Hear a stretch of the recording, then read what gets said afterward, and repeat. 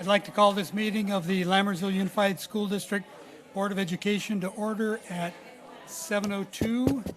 At this time, I would like to ask everyone to please silence their cell phones and be aware that this meeting is being recorded.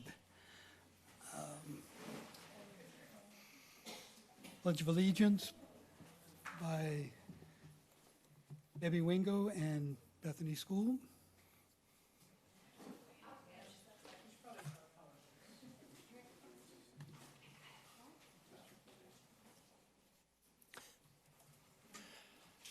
Mrs. Wingo always likes to make an entrance.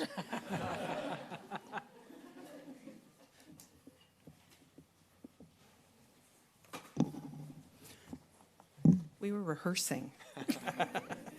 All right. We're just ready for the pledge now since I missed the whole thing. Okay. So you could do it all together. Ready? One. Please, Wait. please stand for the pledge.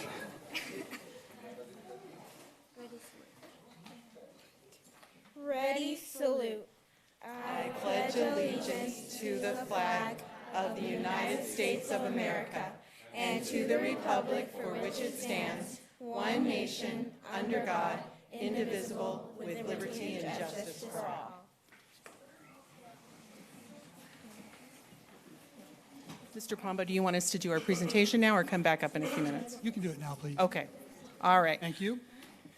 Well, thank you for having us here this evening. I thought I talked quite enough at the high school, but I'm always happy to say a few more things about our school. I have 3 students here who will speak at the end of our slideshow, and I'll introduce them at that time. Do we have a clicker?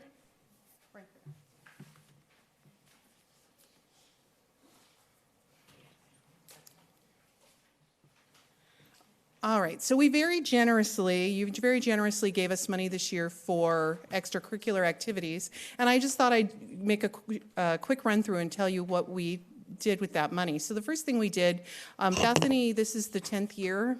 Hard to believe Bethany's been open that long, but some of our equipment was getting old. Our volleyball net was not horizontal across the top any longer, so we bought a new net. We bought new uniforms. Literally, the numbers from our original ones were dangling as the kids were playing sports.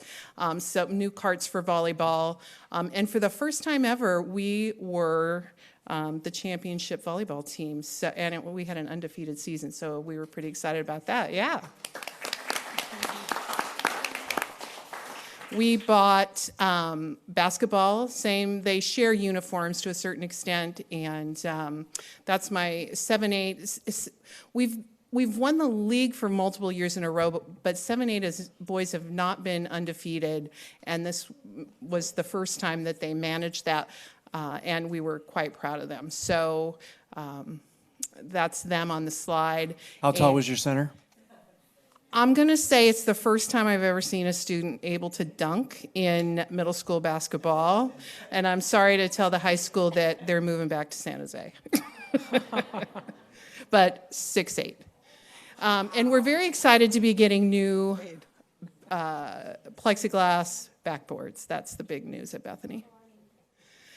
We bought a lot of Science Olympiad equipment so that we could make a run at Wickland. Didn't work out as well for us as it did for them, but we still bought a lot of equipment.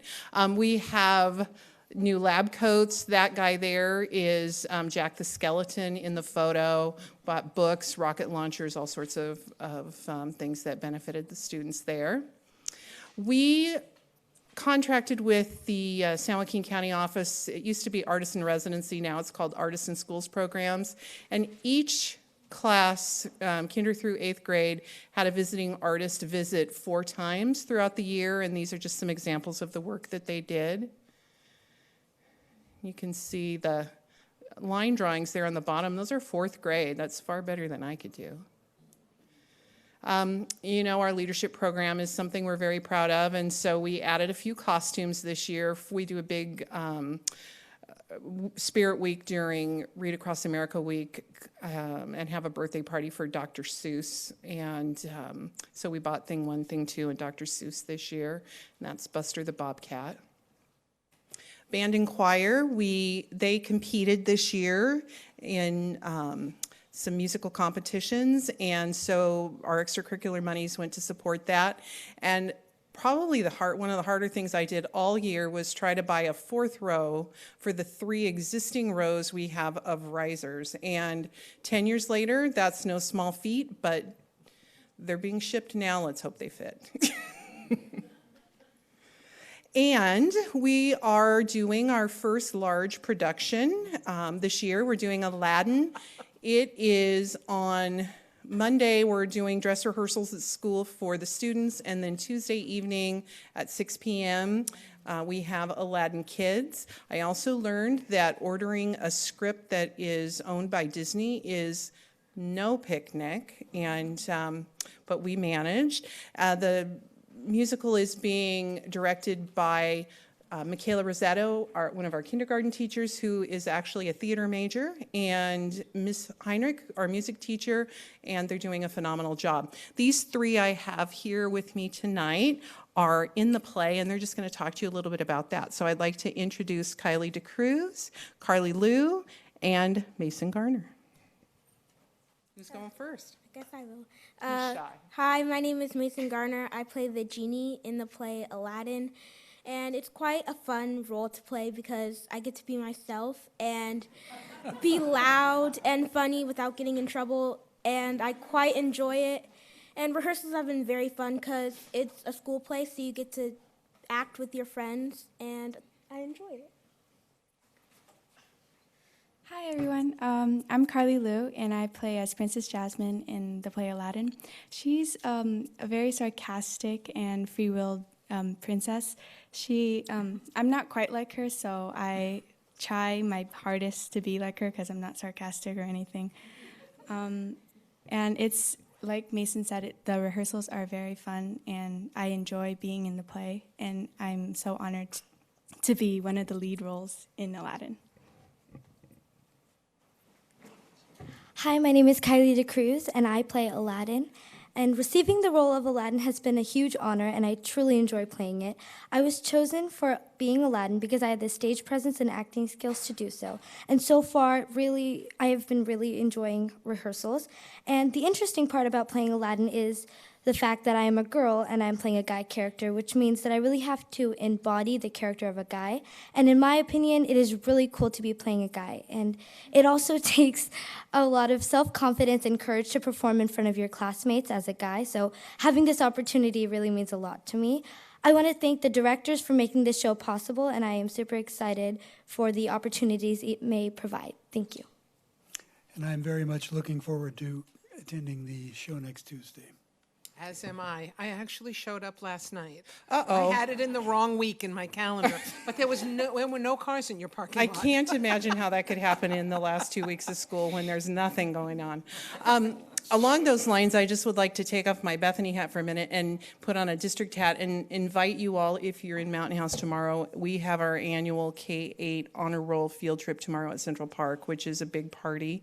It's from 11 to 2, and if you're free, we'd love to have you join us for lunch. Thank you for inviting us. Thank you.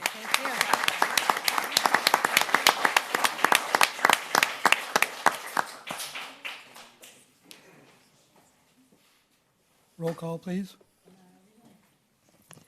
Matthew Balzerini. Here. Colin Clements. Absent. Ann Goodrich. Here. Sharon Lampel. Here. David Pombo. Here. Samantha D. Tiberis. Here. Approval and/or corrections to the agenda. We have one correction in the info and discussion section. We're going to add item E, the California School Boards Association Conference early registration came out, and we'd like to get from the board members if they're attending that conference so we can get the discount.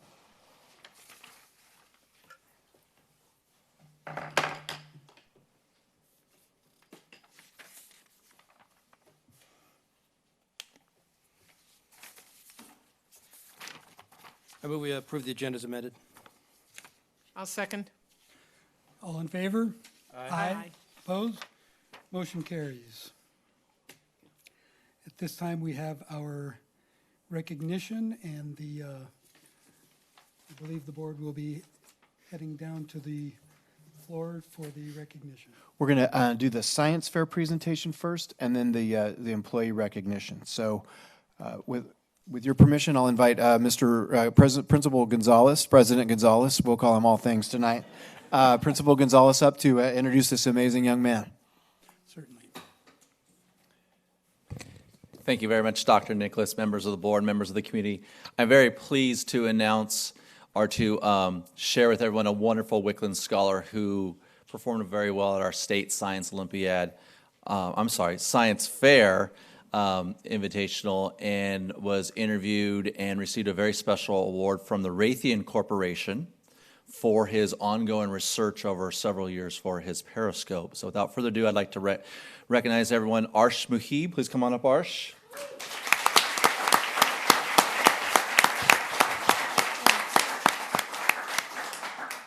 So, my name is Arsh Muhib, and I will be presenting my science project today. So, I made a periscope that can see in all the directions without you having to basically move around. How it all started. So, I wanted to beat my dad at our hide and seek and spy games. I was a loser. So, I built a simple periscope to watch my dad's movements while staying hidden. And this is a diagram of a simple periscope. So over here is my dad, who I would be looking at, and the light would enter from here to the top mirror, reflect down to the bottom mirror, and then come to my eye where I can see him. Then, unfortunately, there were some limitations to my periscope. I could only see in one direction. I had to move and turn my body around to see in a different direction. I needed a bigger hiding space to move my body in all directions, and it limited the hiding spots I could use. Moving my body created sound and giving me my hiding spot. That's why I was a loser. So I modified my simple periscope so that it had a fixed base but a rotating top. I could rotate the top mirror in all directions. So this was my simple periscope. Now this is my fixed base, the part that does not move. Then I added this new part that would rotate. So with that part, I could see in all directions. But unfortunately, it was getting tougher than I thought. I had a periscope that can see in all directions, but the images were disoriented. So this is my rotating top periscope. That's my dad, and the periscope is oriented at 0 degrees, so my dad is upright. But when I turn the top mirror by 45 degrees, my dad will appear to be tilting at 45 degrees, but he really isn't. At 90 degrees, he'd be flat on the ground. On 180 degrees, he'd be upside down, and then so on and so forth. I performed experiments to figure out the relationship between the amount of rotation of the top mirror of the periscope and the disorientation of my dad's image. Findings from my experiments. My dad's image disoriented by the same degree as the degree of rotation of the top mirror of the periscope. But how does this finding help me? What if I use something at the viewing side to rotate the image in the opposite direction to cancel the disorientation? Dart prisms. My research brought me to dart prisms. Dart prisms can be used to rotate an image. If you rotate the dart prism by X amount of degrees, it rotates the image by 2x amount of degrees. Can somebody play that video? That video. Yeah.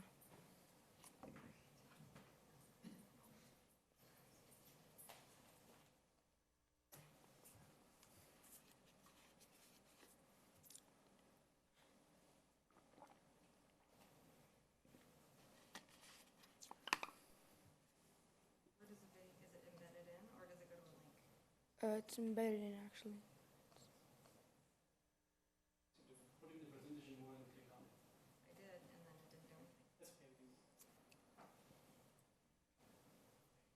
That's okay.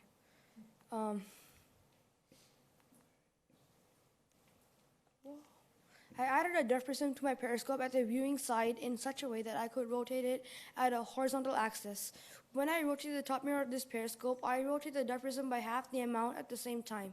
This canceled the disorientation of the image, and the image was upright for all positions of the rotating top mirror. So that's my periscope. I added a dart prism, and now all my images are upright. Can you spot a flaw in the images? Anybody?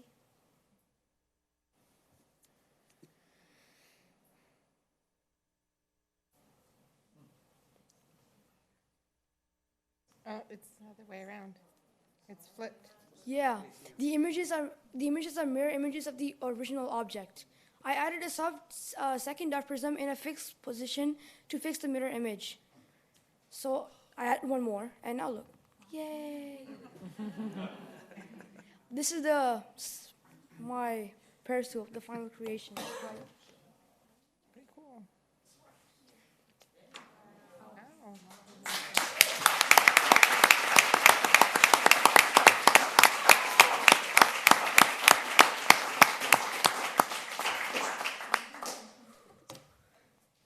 Conclusion, I was able to create a 360-degree periscope with no image disorientation, minimum observer space requirement, 0 observer movement, maximum observer comfort. Practical applications. I can be a better spy in my games with my dad. I can stay hidden in smaller places and look in all directions without moving my body. It can make the life of soldiers, sailors, and Navy men easy by creating a periscope where they can look in all directions without moving at all and make their tasks and missions more comfortable. It will require less space for a periscope to be mounted and used in submarines and armored vehicles. The next steps. I would like to make the following improvements to my project. I would like to add a single control to rotate both the top mirror and the dot prism simultaneously but at different rates.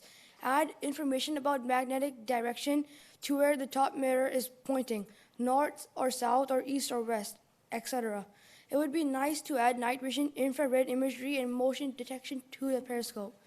It would be nice to create a hybrid telescope periscope to magnify images and see far-off objects with my periscope. And actually, this morning at the high school, Mr. Gonzalez told me to add a camera inside. So I'm like, that's a good idea. I would like to thank Mr. Kearney and Ms. Alogis for their guidance, help, and most importantly, believing in me. Mr. Gonzalez and Mrs. Matthews for their support. My mom and dad for helping me and motivating me in my project. My sister for ruining my periscope. I had to rebuild it, but that gave me more confidence and motivation. So thank you. In the end, I really hope you enjoyed my project and my presentation.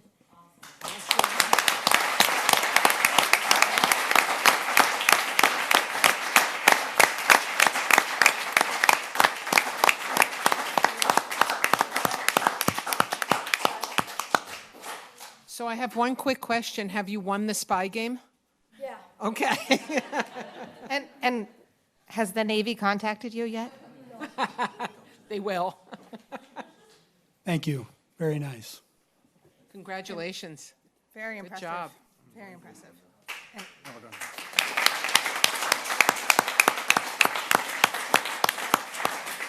Now the board will come down for the presentation.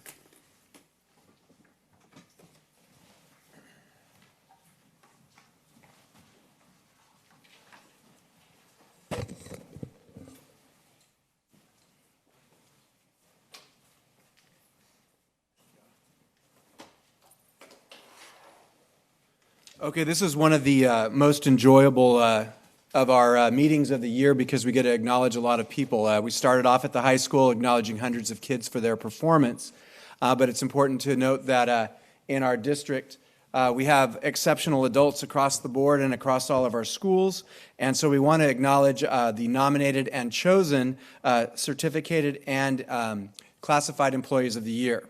So we're going to start with Elaine Vollmer.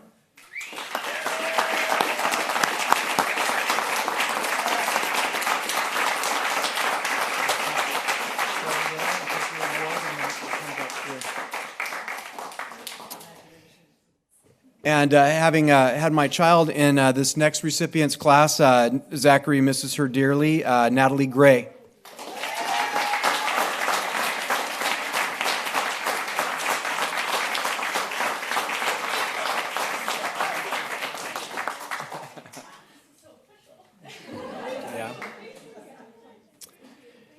And a gentleman who has taken what was a very strong program and taken it to an exceptional level with Science Olympiad, Mr. Drew Kirian.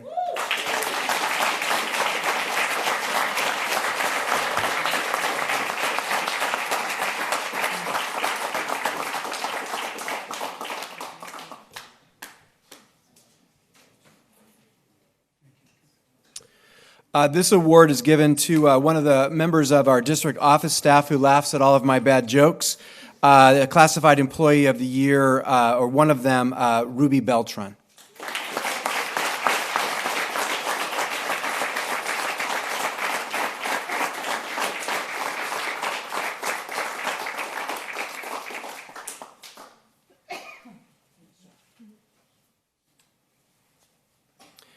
And finally, one of the nicest people in a town of very nice people, Erica Smith-Payne.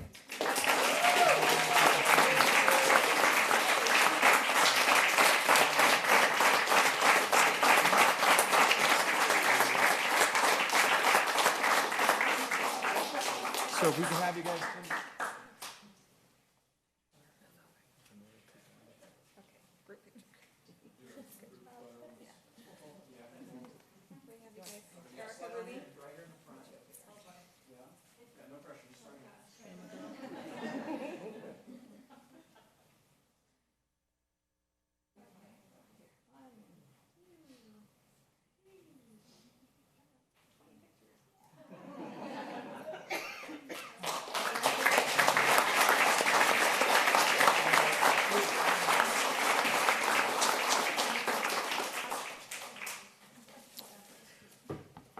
And it's always very important to acknowledge people who have dedicated their entire career to education and children.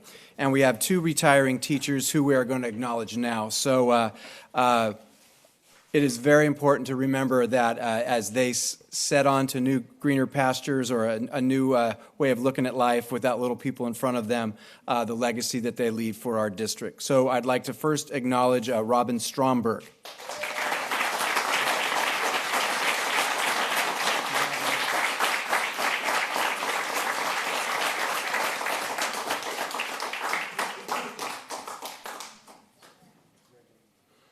And I was in this next recipient's class about 3 weeks ago and given a hardcore effort with tons of energy for a bunch of little 5-year-olds, Linda Beardsley.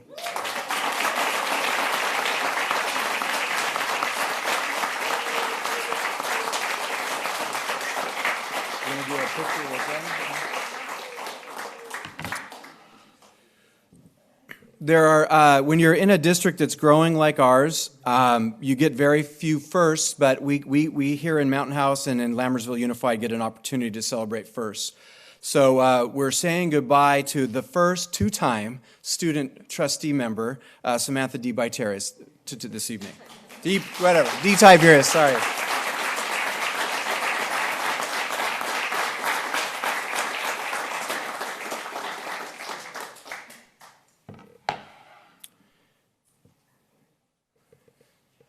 And if you do studies about where the jobs are coming from this area, and the field of energy is one of the growing fields in this region. And Dr. Gill is moving on, but no one can say that the energy source that she brings to all of her work and her task and her passion and her commitment to kids and this district will not be missed. But an exceptional effort in the name of children and in the name of adults.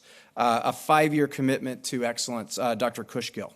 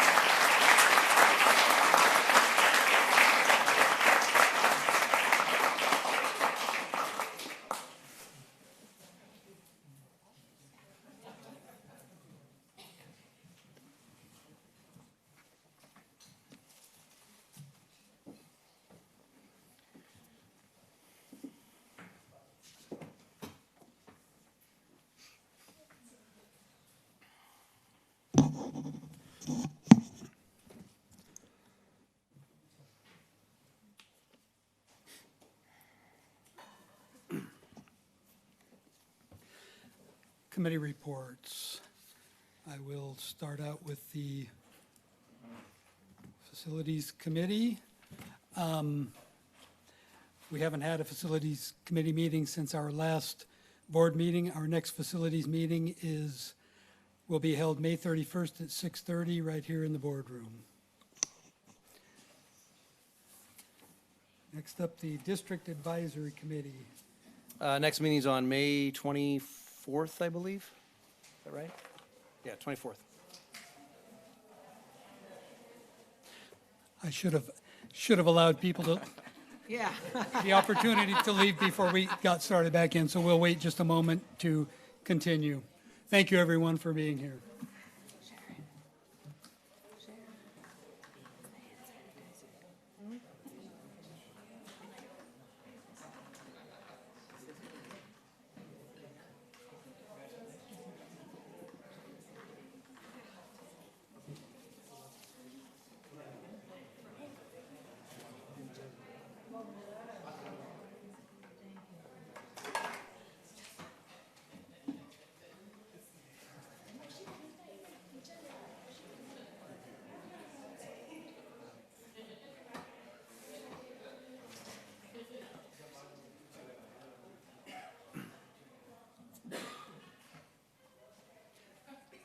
DLAC Committee. I reported at our last meeting of the DLAC activities, and that was our last meeting for the year. Gate Music and Art. We don't have another meeting scheduled until next year. All right. Grant Writing Committee. And also, we are not going to have another meeting until next year. Safety and Crisis Response. There was a meeting today. I was unable to attend.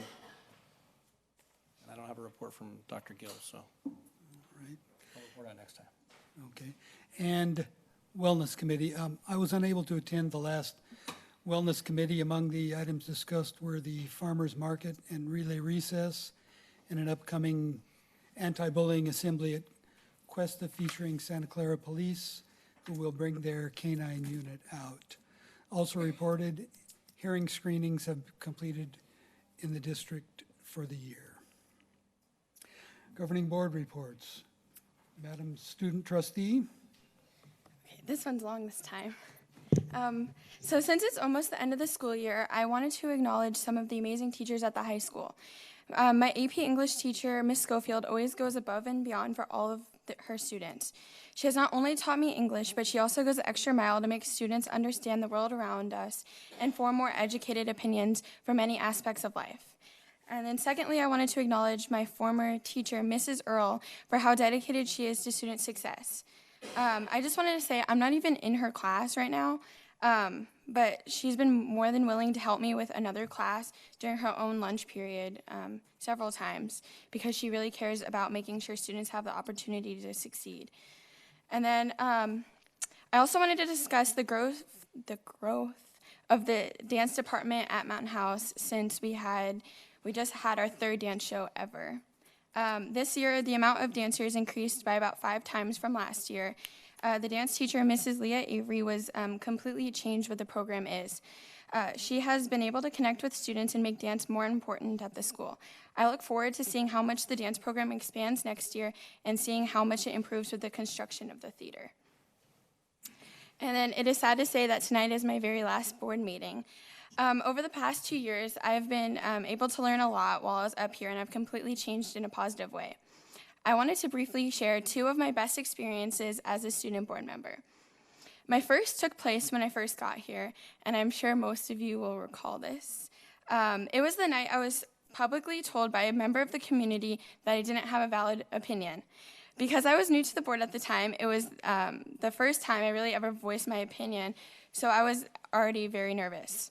Not everyone on the board agreed with me on the topic, but every board member was respectful about it and came to my defense. From that point on, I knew I could share my opinions as a student and always be respected by the board, which definitely allowed me to give a lot more insight on topics presented to the board. It also encouraged me to have better communication with Mountain House administration. And I actually kind of feel bad for Mr. Faubert because I send him a lot of emails. but I do it because I know if I have ideas or opinions, he respects them as well and listens to me.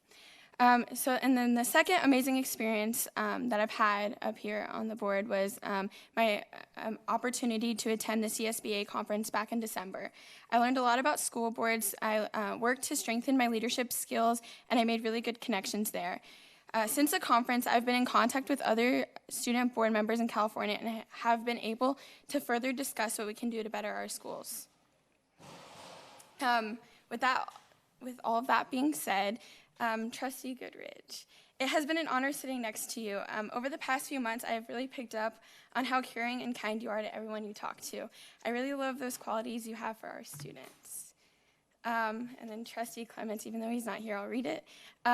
So when I first met him, he told me that people should respect each other, even if there's a disagreement, and I often remember his words and use them to make decisions in my life. So I wanted to thank him for that.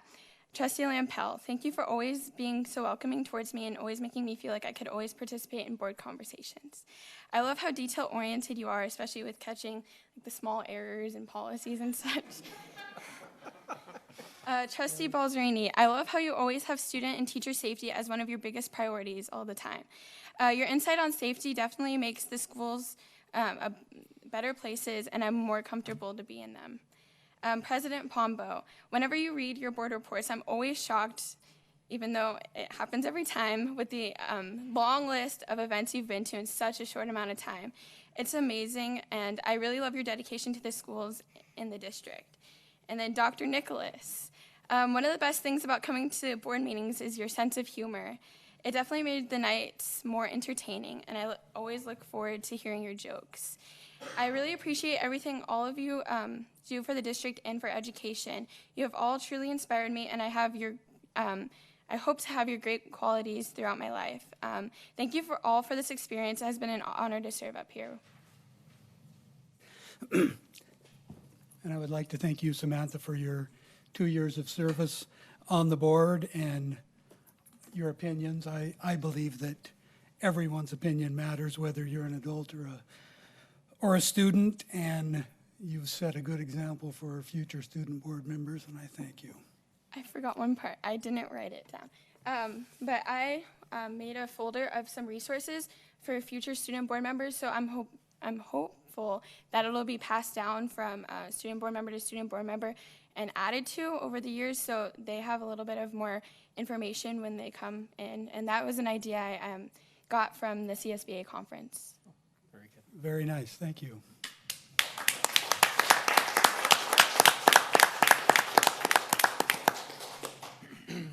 Trustee Goodrich. Okay. Since our last board meeting, I attended 2 events, the Middle School Honor Band Concert on May 12th and Once Upon a Dance on May 13th. I really enjoyed both of those performances as they helped me recognize how many students in our district have so many amazing talents. And again, tonight at the awards ceremony at the high school, we have so many students who have so many varied talents, from math to science to arts. And it's just amazing when you look out at all of the students in this community and think about how many wonderful, talented people we have from all these different areas. And you watch them grow up. It's really exciting to see them moving forward with their lives. So that's really exciting. And I do want to just remind people, though, that there are so many students who we recognize with these awards and have made so many great achievements. And but I want to remind parents too to just stop and at the end of the year, here we are, last couple weeks of school, and recognize the growth that your student has made. Every student, has their own accomplishments and achievements. They may not have a ribbon around their neck or a certificate in their hand, but it's important to just stop and recognize those achievements that the students have made and take time and acknowledge them. And to acknowledge our teachers. Not every teacher can get an award up here, but every teacher is making growth every day, and every certificated employee is making a difference every day. And so stopping and taking the time to say thank you for what you do and we know you're helping students grow and develop, and recognizing those small moments in life. That's an award too. So I just, was thinking that, not everyone can be standing in line getting a ribbon and a certificate, but everyone, needs to be recognized. So just a reminder at this time of year. So, and I did want to thank Samantha because she is an exemplary leader and has brought a lot of student insight to our meetings, and I wish her all the best. Idaho is going to be lucky to have her. So. Thank you. That's all. Thank you. Trustee Lampel? So I regret that I've been so busy at work, I've been unable to attend most events during the past few weeks, including weekends. But I was able to attend Lammersville Elementary's open house last night. It was very well attended. The academic level of some of the work that was presented was very impressive. I would like to thank Samantha for her 2 years of dedication. I'm sure she will share all of her experiences and knowledge at her new school. Samantha, you've kept us real and focused on students, and I personally thank you for that. I know this district and the high school and Mr. Faubert will miss you very much. Good luck to you. Thank you. Thank you. Trustee Belzerini? I too would like to apologize for the board. I've been very distracted. I'm taking this course for work, and it's been 4 weeks of, I've been struggling. The first 2 weeks were college-level chemistry, and I tip my hat to anyone that understands chemistry because I just have a mental block for it. But it's coming to an end. Friday I'll be graduating. I'll be a hazardous materials technician, so that'll give me more opportunities at work. So I've been a little distracted and missing things, but I'm getting back into it because when I finish class Friday, I'm driving into Sacramento for CSBA delegate assembly for the weekend. And I also want to acknowledge Samantha. You're a true leader. You've done a great job here. Thank you for all of your hard work. This is not easy. Thank you. Thank you. This is a busy time of year. I went to the Wickland Art Show. The WSF does a wonderful job with their Art on Wheels program. There was a lot of very nice art at the show. My family and I attended the Lammersville drama production of Ghost Hunt. The student actors did a fantastic job. They did all their own set and costume designs. My family also accompanied me to the Mountain House High School Speech and Debate Sweet Showcase of Success, where we were treated to some delicious desserts and wonderful performances by the speech and debate team. I had the pleasure of attending Altamont's fourth grade play, Gold, Dust, or Bust. What a wonderful experience for these students to have. They did great. At the VAPA Boosters meeting, we discussed all the great things that are going on in VAPA, and I bring that up mainly to invite my fellow trustees and everybody out there to the band performance at the high school this Friday. I believe it starts at 6 o'clock on Friday, and everyone will have a wonderful time, I'm sure. My wife and I attended the LUSD Honor Band performance for middle schoolers. Wow, just they sounded great, and it really bodes well for the continued excellence for the Mountain House High School music program. I went to Downey High School and watched in Modesto and watched the Mountain House High School concert band. They sounded fantastic and were scored superior by all judges but one. The orchestra was scored unanimous superior. My wife and I also had the pleasure of attending the Mountain House High School dance team production of Once Upon a Dance that featured our student trustee. A lot of talent out there. They did a wonderful job. I went to the Wickland Elementary Band and Choir concert. They sounded great, and once again, bodes very well for the future of music at Mountain House High School. I toured the ongoing construction at Mountain House High School with Principal Faubert and a couple of representatives from Turner Construction, and I'm getting more and more excited for our new facilities every time I see them. The theater is impressive. Learning Commons, Career Technical Building, Pool Complex, all are going to be really nice. I also, along with Trustee Lampel, attended the Lammersville School Open House, and as she mentioned, a lot of good stuff and a lot of impressive work there. And that concludes my board report. Receiving of public comments, I see none. We'll move on to consent items for consideration, approval of governing board meeting minutes, budget revisions and warrants, approval of contracts under $25,000, approval of 17-18 hires, acceptance of resignations, approval of updated 2016-2017 fundraisers, approval to sell surplus equipment, acceptance of donations, $2,617 from Wickland School Foundation towards Wickland School Science Olympiad, and $615 from Photo 360 towards Mountain House High School athletics. Staff report? There are no reports right now, but after the vote, I'd like to do an acknowledgement. Oh, except for the updated minutes that I forgot to speak to. There's a couple of minor corrections that, when approved, will be put up on the website. Thank you, Mr. President. Thank you. Mr. President, I don't want to have it pulled, but I would like to discuss one item from the minutes from the last meeting where, unfortunately, I wasn't here for the meeting. It mentions that Trustee Lampel questioned a facility user who blatantly violated the rules and asked why they were not banned. I went back and reviewed. I don't believe that's something the committee has authority over. I believe that rests with the board. So for a future agenda, I would like to discuss the process for that. I think All that's right. something that we need to talk about and make a decision if that should be something the committee does or if that should still rest with the board.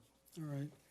If Superintendent can see that it makes it on a future agenda? Yes. Thank you. And with that, I'll move for approval of consent as amended.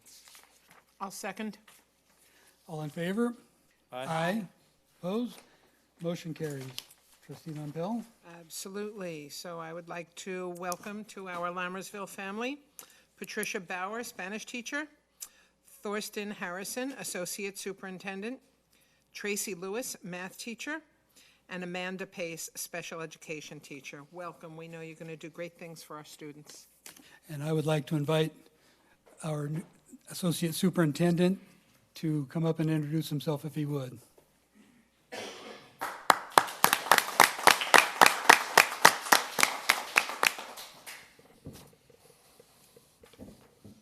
You learned that from Ben? I just don't want to lift the whole thing up. There we go.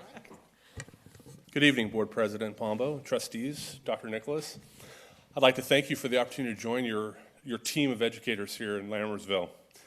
Everyone I've spoken to, all your team members, really love to work here, and I'm really looking forward and I'm excited to become a member of your team. So thank you for the opportunity. Welcome. Welcome. Thank you. Good. Put that back down.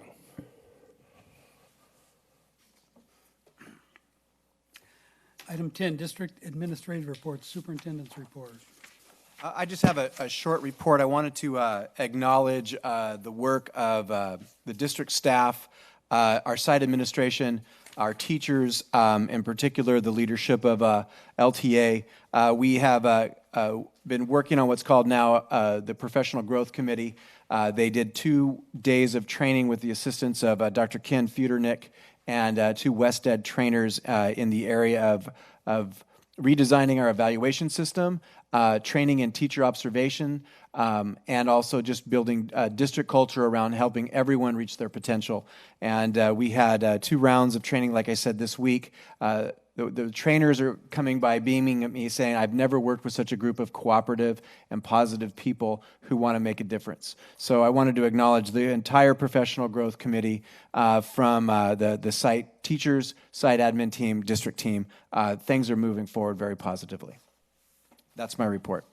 Thank you. Enrollment Report, Dr. Nicholas.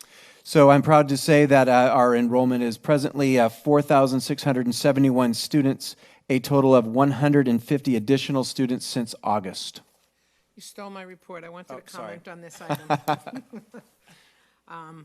I do want the public to note that our enrollment in August was 4,521.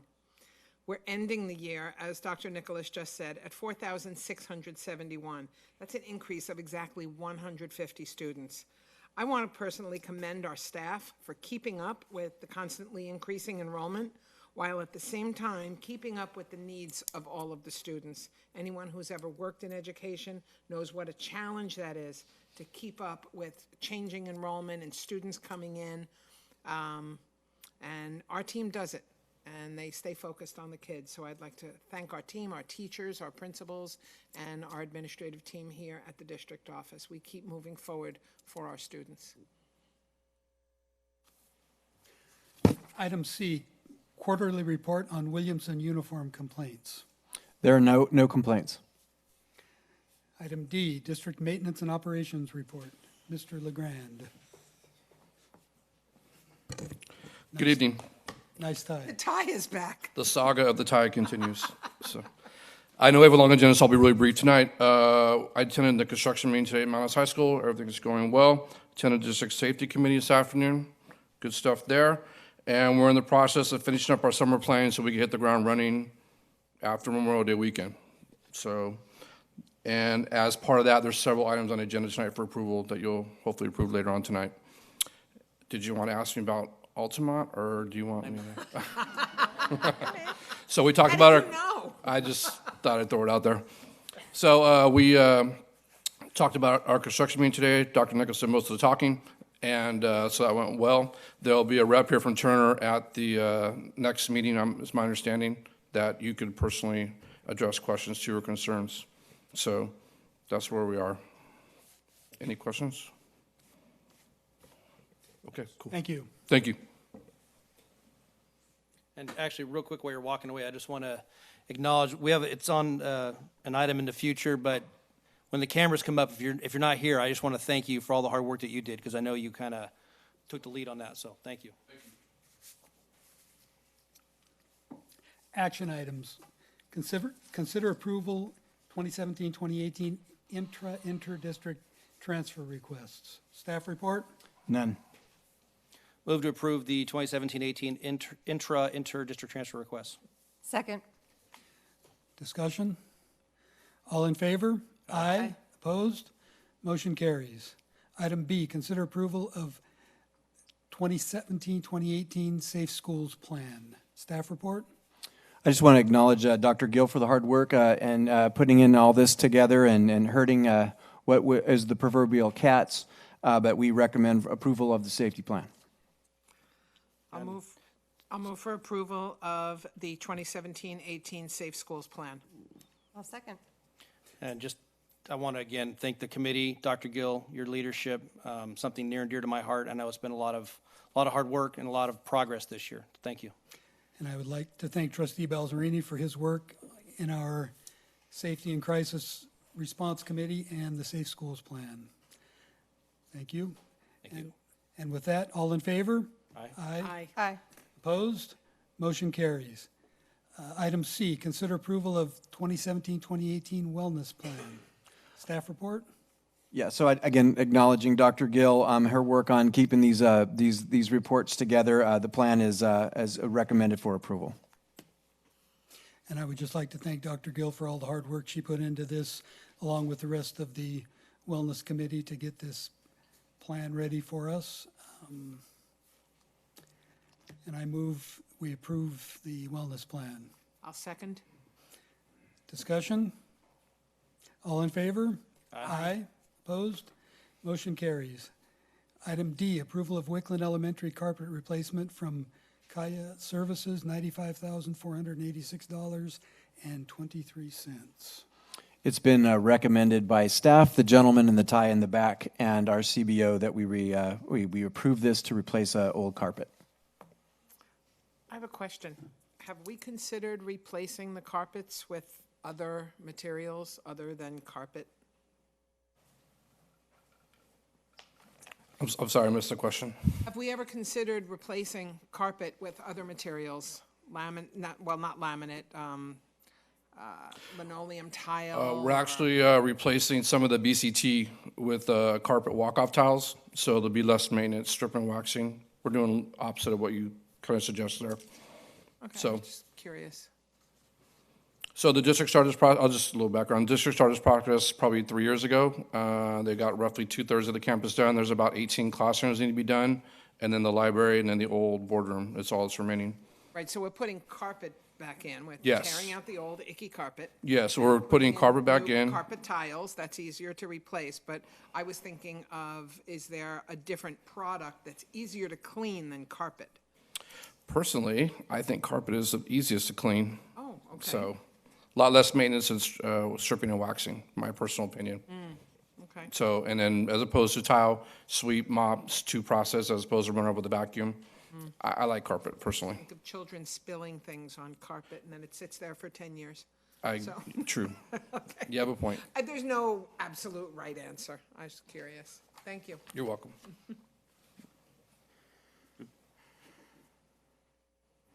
Move to approve Wickland Elementary carpet replacement from Kaya Services, $95,486.23. I'll second. Further discussion? All in favor? Aye. Opposed? Motion carries. Item E, consider approval of public disclosure AB 1200 for California Schools Employee Association, Chapter 873, and unrepresented certificated and classified employees. Staff report? Yeah, this is a formal process acknowledging that we can afford to give an additional 2% to the CSEA members and our unrepresented certificated and classified employees. I had a question, but you just answered it, so good. Move to approve public disclosure form AB 1200 for California School Employee Association, Chapter 873, and unrepresented certificated and classified employees.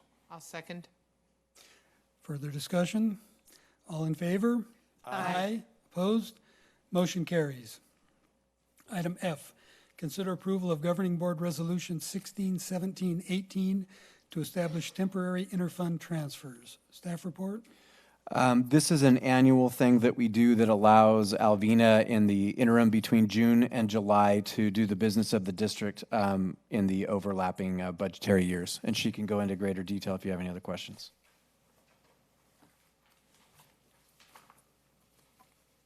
Good job, Alvina.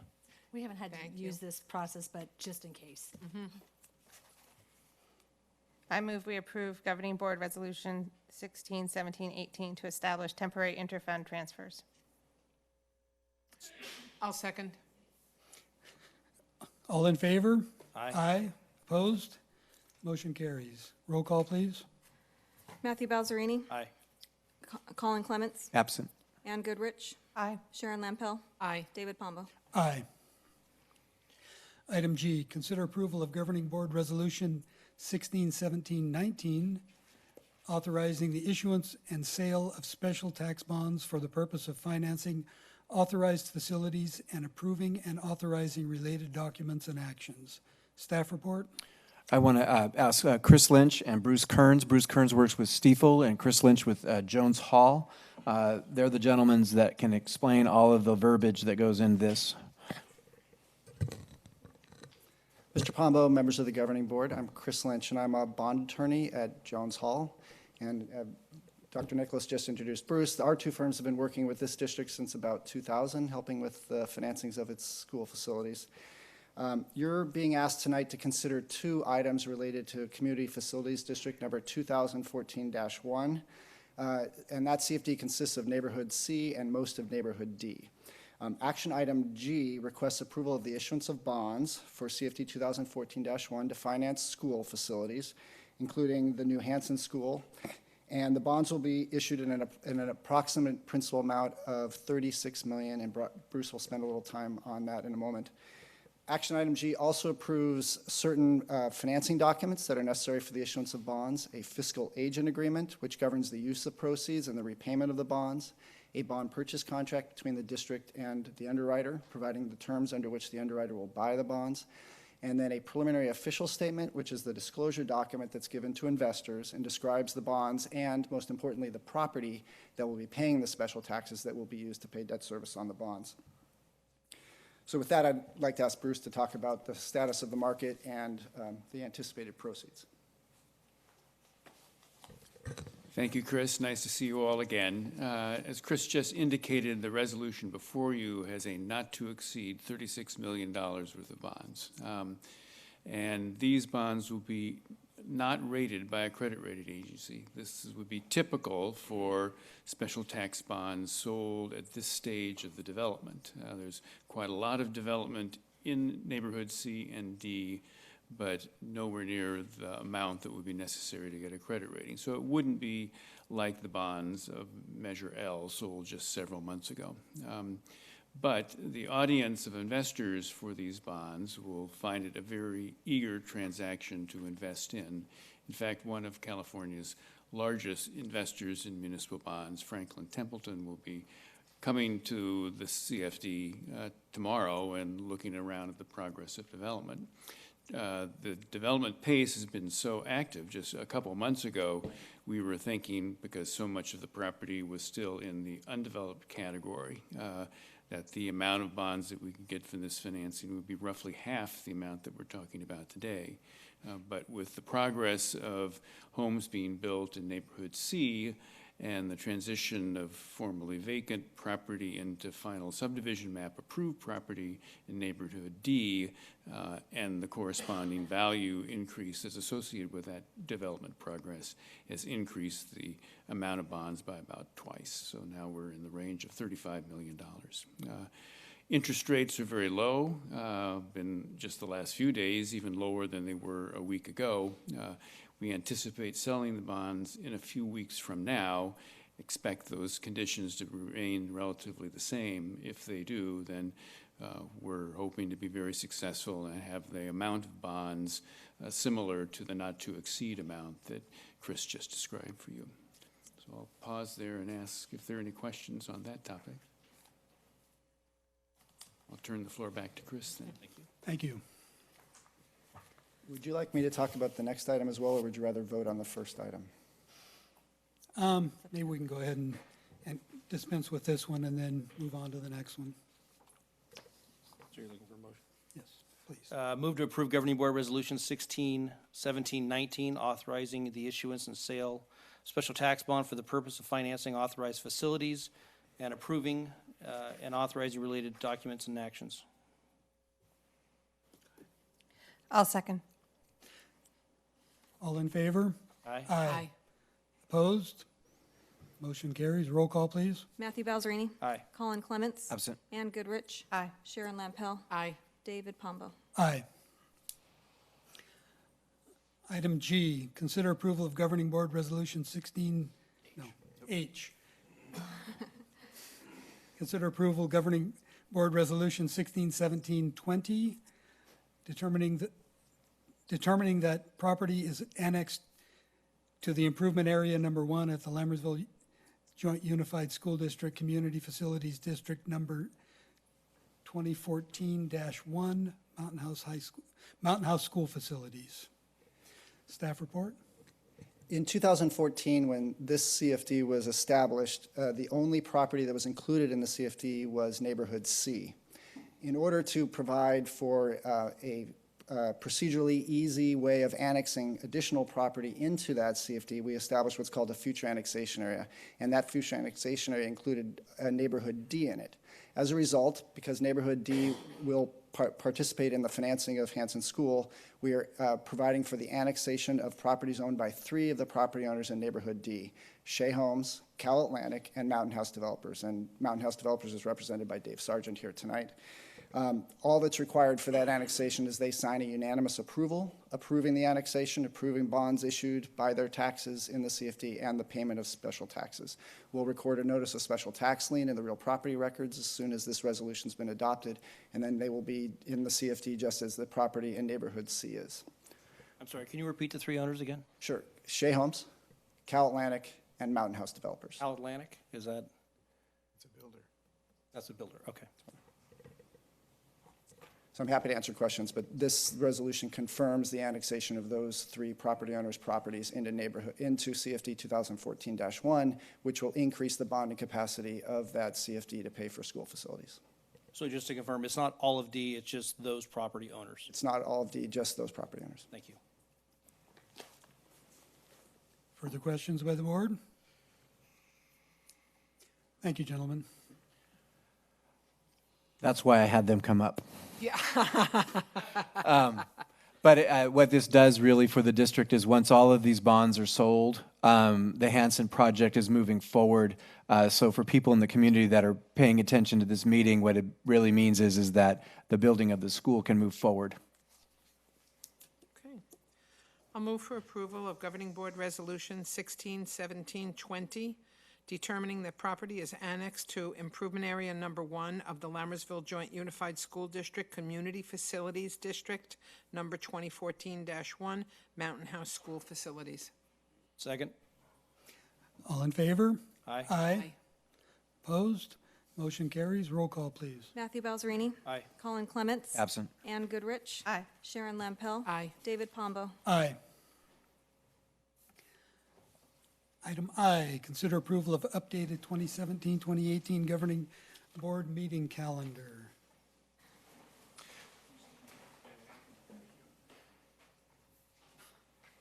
Staff report.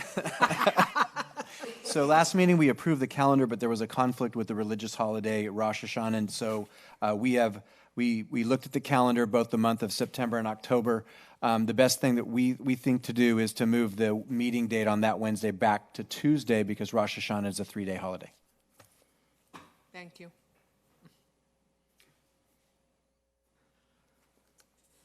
Anything else? Okay. I'll move for approval of the updated 17-18 Governing Board meeting calendar. I'll second. Discussion by the board. All in favor? Aye. Opposed? Motion carries. Item J, consider approval of adopting updated board policies and administrative regulations. Staff report. Just a recommendation to approve what's been presented. This is following up a first read of the last meeting. I move to approve the adopted, updated board policies and administrative regulations. Second. All in favor? Aye. Aye. Opposed? Motion carries. Item K, consider approval of 2017-2018 Child Development Center Agreement. Staff report? Yeah, this is the program at Wickland. We annually renew this, and this is the action item that goes with that. Move to approve 2017-18 Child Development Center Agreement. I'll second. Further discussion? All in favor? Aye. Aye. Opposed? Motion carries. Item L, consider approval of 2017-2018 Montessori School of Tracy Preschool Services Agreement. This is similar to the Wickland program, but this one's at Cuesta. I move to approve the 2017-2018 Montessori School of Tracy Preschool Services Agreement. I'll second. Discussion? All in favor? Aye. Opposed? Motion carries.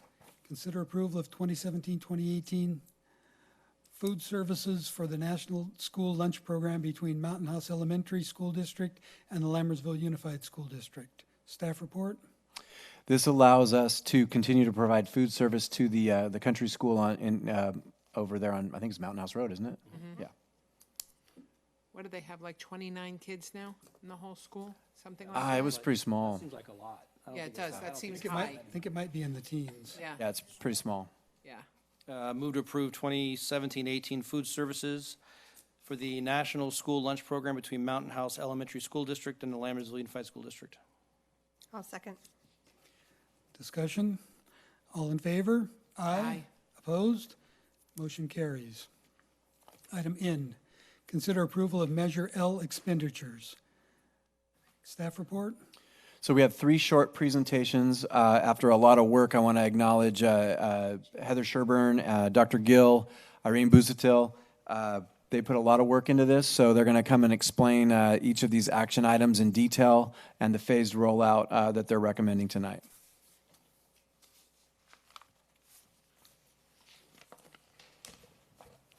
Good evening, trustees. Superintendent Nicholas, thanks for having us here tonight to share an exciting adventure that we are finally able to put into reality coming up very soon, pending approval, of course.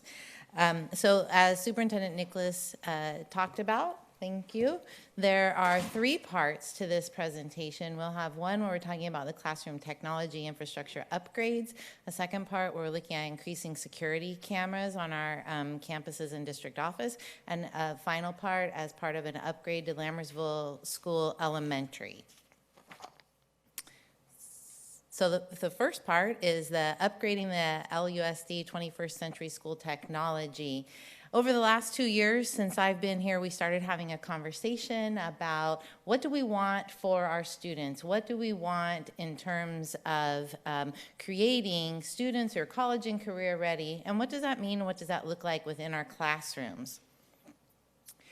So in order to get that conversation started, we did some presentations and talked to various groups across the district, whether it was DLAC, our principals group at Admin Forum, our teachers, the PLC committee, all of the foundations were involved, school site presentations, and we gathered input. And part of that process was to share the vision and start thinking about what does 21st century classrooms and instruction look like, and what kind of technology would be incorporated into that.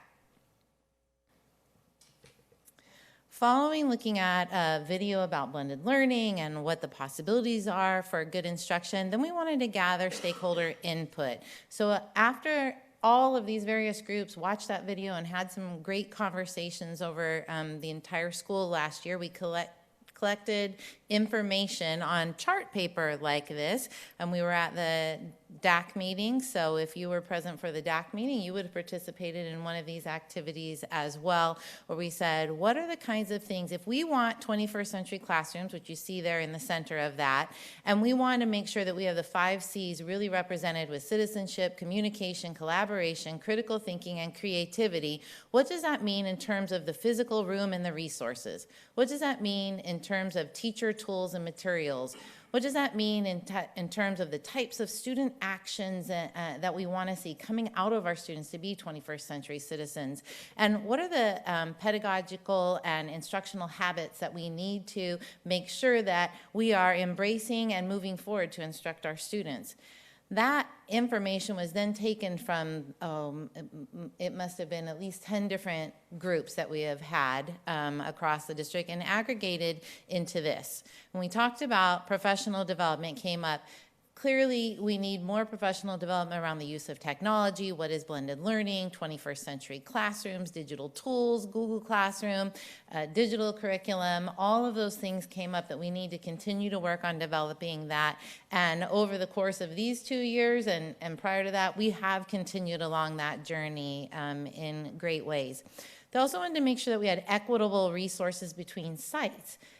We have sites that are brand new, like Altamont and Cuesta and the high school, and they have different resources and materials available to them than Lammersville Elementary and Wickland and Bethany, which are our older school sites. We wanted to make sure that we had interactive technology tools for teachers.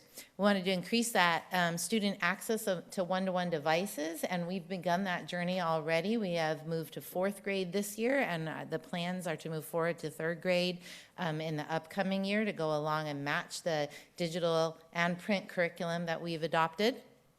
We want to make sure that we incorporate flexible seating for a variety of instructional groupings, that we're able to move things around to incorporate and embrace blended learning, as well as all of the other STEM-related instruction that we have going on in the district. We want to continue to look into flipped learning and online pathways and gamification and personalization and digital collaboration kinds of things. And we've had various presentations over the last 2 years from the high school with different, in particular, with the different types of things that they're doing. And our Blended Learning Academy that we started this year with a cadre of 25 teachers has really embraced all of these things and moved that work forward. We know we need to have a learning management system, which is Canvas, and we are still proposing continuing with Canvas. We wanted to get classroom technology management software because we know that we have students using devices, and the next thing you know, the students are using the device, and you think that they're on one page, and they're on another web page. And so we need to make sure that we have the tools in the teacher's hands in order to monitor the student devices and make sure that they are on task and doing the things that we would like them to be able to do. So we've done some research around that this year. We know that if we're going to be tech forward and embracing technology, we need to increase digital citizenship. We want to have a reliable Wi-Fi and network and infrastructure, which we've made huge inroads on over the course of this year. And we need IT staff, such as our new program manager, Sean Yohannan, and the additional techs that we've been able to hire this year in order to make sure that all of this technology keeps running. And we want to have that CTE building and a high-tech, state-of-the-art theater, which we see the walls going up minute by minute. So all of those outcomes have been collected last year while we were doing this work, and you can already see that a lot of those things have already come into play. So what we're talking about now is what are the next steps? So part of what we did at the beginning of this year early on is develop, if we want to shift to 21st century learning and getting those classrooms that are going to produce college and career ready students that have the 5 C's and embrace blended learning, what will that really take? And so we've done some lists of looking through and talking about the traditional curriculum and the online digital curriculum that we need to embrace, the individualized pacing and differentiation that we want to make sure are going on, and what tools are we providing for that, what types of assessment tools will we be using, the equipment, the strategies, the software, the infrastructure, and we listed all of that out to really think, what is it going to take? And with that, we determined that the next step that we should really do is that we wanted to bring a committee together and develop a new committee within the district, which we dubbed the LUSD Tech Policy Committee. We needed someone who, a group of individuals that involve the IT staff, they involve teacher leaders from each of the school sites who are site tech mentors, and involves administration and district office, site administration and district office administration as part of that to make sure that we are looking at all aspects of it. So this Tech Policy Committee started in December and has met according to the timeline that you see at the bottom of the page, and really investigated possibilities for what tools we would actually want to implement within the classroom, as well as started to discuss things like SIPA compliance and FERPA policy to make sure that we are being very productive and cautious and proactive in the way that we are responsible with using technology with students. That led us to a pilot. This committee really went out and did a bunch of research, worked with the San Joaquin County Office of Ed IT staff. We visited River Islands academies and looked at the technology that was in their classroom. And we came to a conclusion that the most responsible way to go about implementing the technology in the classroom is to look at moving to flat panels and using a digital control panel that can be controlled centrally throughout the district. Once we have everyone on these control panels, any teacher would be able to use it. That we'd have the HDMI, VGA, and sound input structure similar to what we have at the high school already. That we want to have a Novo Pro device, which, if you're familiar with an Apple TV, it's a little bit higher version of an Apple TV that will wirelessly connect the teacher or student's laptops to this flat panel. And then we need to do the upgrades of the wiring and the infrastructure in order to make all of this actually run and work. So we did that. Oh, let me go back a minute. So we ran the pilot. We set one up inside Sasha Foster's classroom, who's a member of our Blended Learning Academy. And she used it, she worked with it with students. We implemented the classroom management technology software as part of that, the GoGuardian and NetOp, and had them try that out as well in there. And then brought the Tech Policy Committee to her classroom to look at it, to talk with her about it, to see how everything was working. And the unanimous approval after visiting the San Joaquin County Office of Ed and looking at a variety of technology display setups there, looking at the outcomes of our pilot, was that this is the type of setup that we are recommending to move forward with in our classrooms. A big part of that conversation is looking at longevity and sustainability with this. You see a list of the devices and the approximate costs of those devices. The idea behind it is that we want to make sure that we're investing in the infrastructure within the district because the technology is going to continue to change at a very rapid pace. So if you invest in the infrastructure behind that, you can change out the actual devices fairly inexpensively, and you can standardize that across the district, which allows staff to make sure that they're maintaining it properly, that we have centralized controls with the control panel, which is much like this one on the wall over here. The IT staff can, at the district level, power things down, push out updates, make sure that we're all safe and secure technologically the way that we want to be. So this is a very responsible way about going about it. If the Novo Pro device comes out with something newer and better, and we know it will in a year or two, there'll be something even better, we would switch out to that at a very minimal cost if we determined that that was the best option to do.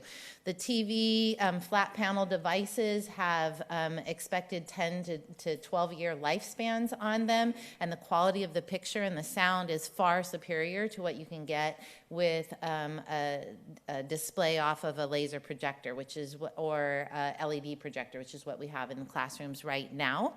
We'll have that consistency between the classrooms of how you plug in and connect, so anyone can go to any classroom eventually and be able to connect any type of device in and out very easily.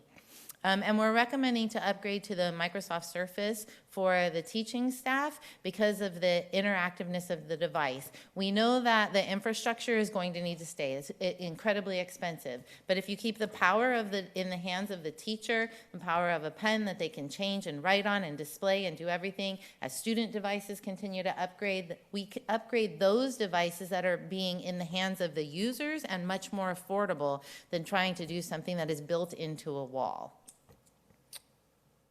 All right. So lastly, if we're going to upgrade all of this, we have to look at sustainability. So we have worked together with Dr. Gill and Alvina. We have done an entire revamping of the tech sustainability plan to look at all aspects of that. We're going to bring the tech sustainability plan forward at a future meeting to look at with you all. But everything that we're proposing as part of this has been built into the tech sustainability plan to make sure that we are able to can sustain this over the long haul. So with that part, I am going to ask Dr. Gill to come up and talk about the plan for the security cameras. Might have to make a comment on that part of the presentation. Yes. I love it. Great job. It was very complete. Every question that I would have had, you answered. Long range, a lot of thought went into it, research, piloting. Great job. Thank you. And I was impressed by the sustainability aspect because that's always a big question. We spend a bunch of money on something, and a few years down the road, how do we replace it? How do we upgrade it? How do we fix it? And thank you. Yes, you're welcome.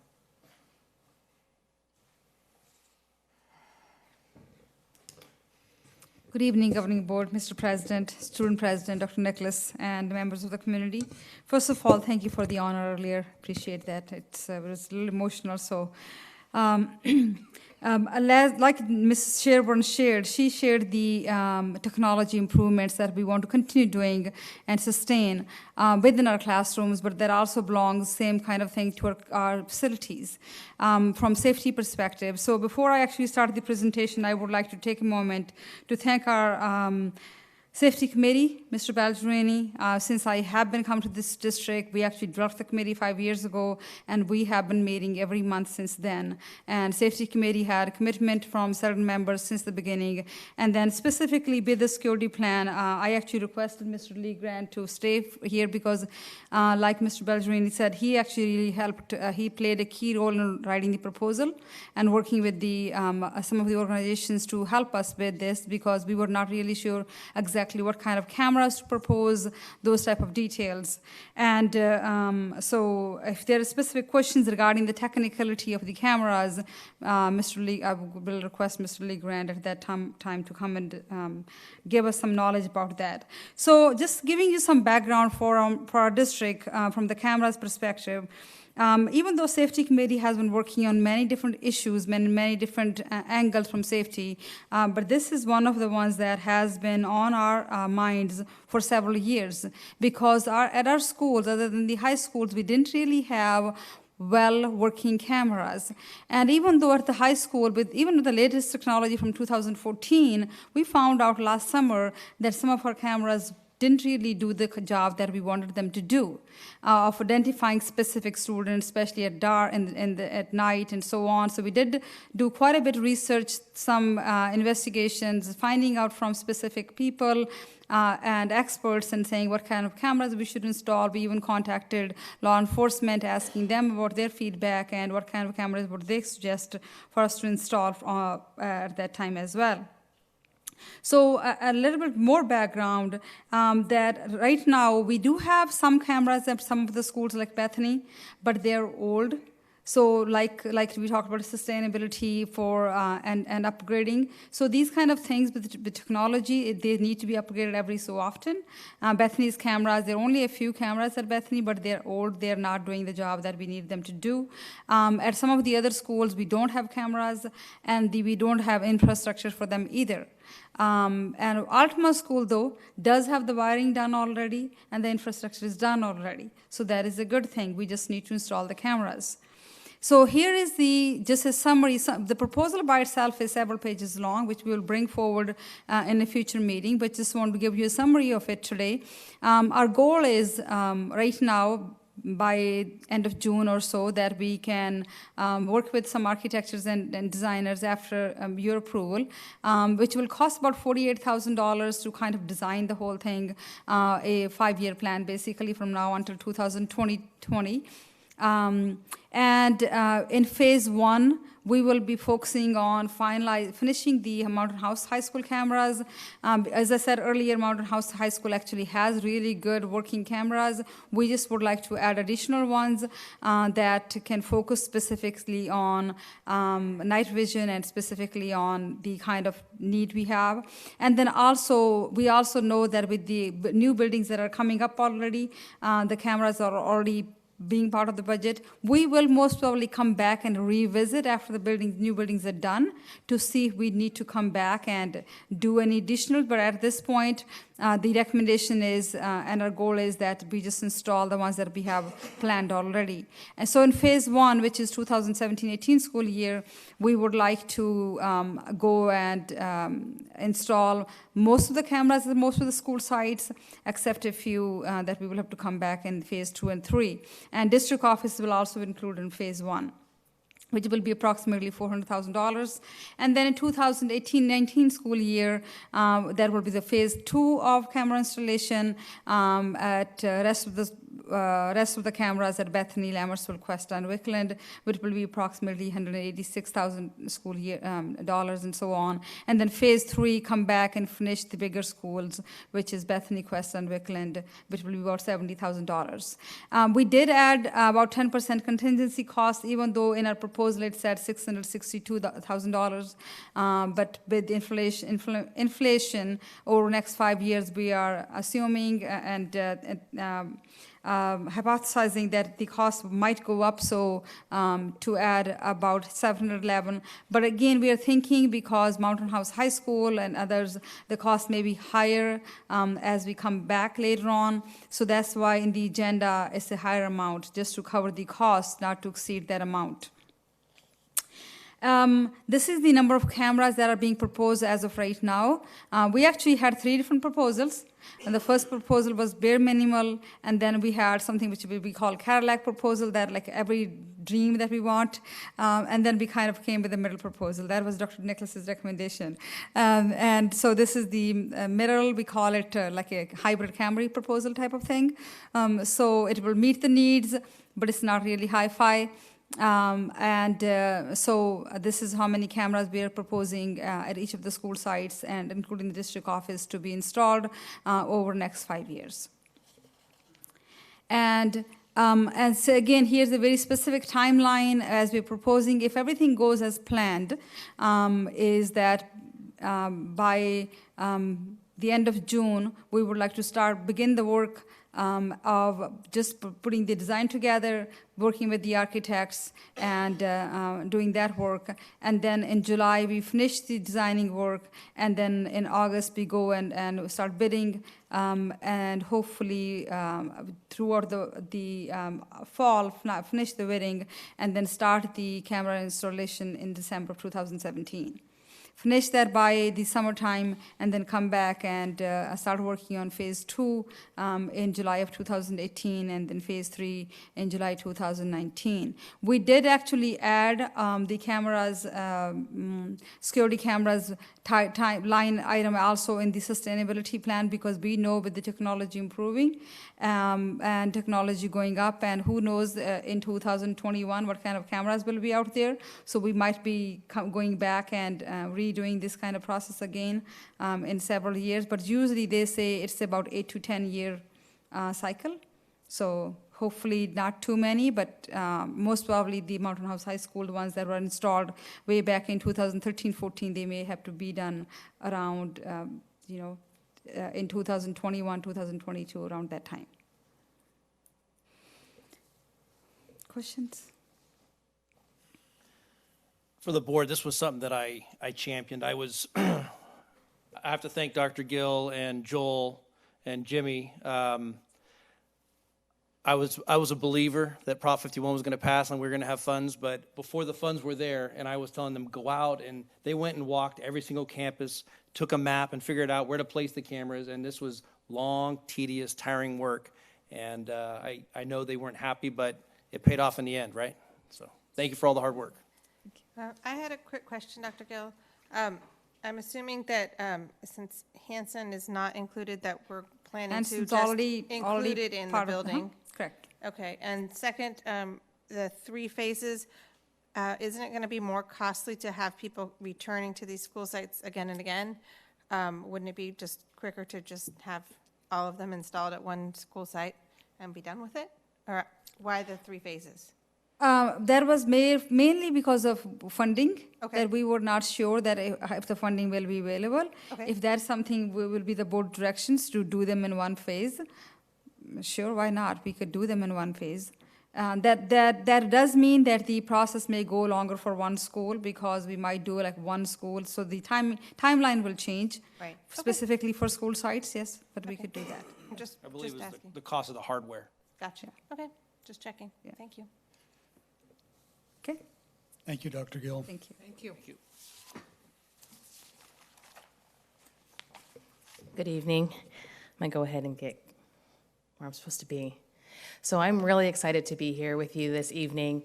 And so all of this kind of started with the what if possibilities that we have. You know, as little kids, we encourage them to kind of embrace that what if, but for adults, it's kind of scary. And so my what if kind of continued to evolve to where, as I had different conversations with Heather, Dr. Gill, Dr. Nicholas, and kind of just all of these different people that have been fantastic resources, the what ifs kind of grew and grew and grew, which is appropriate because we have a garden.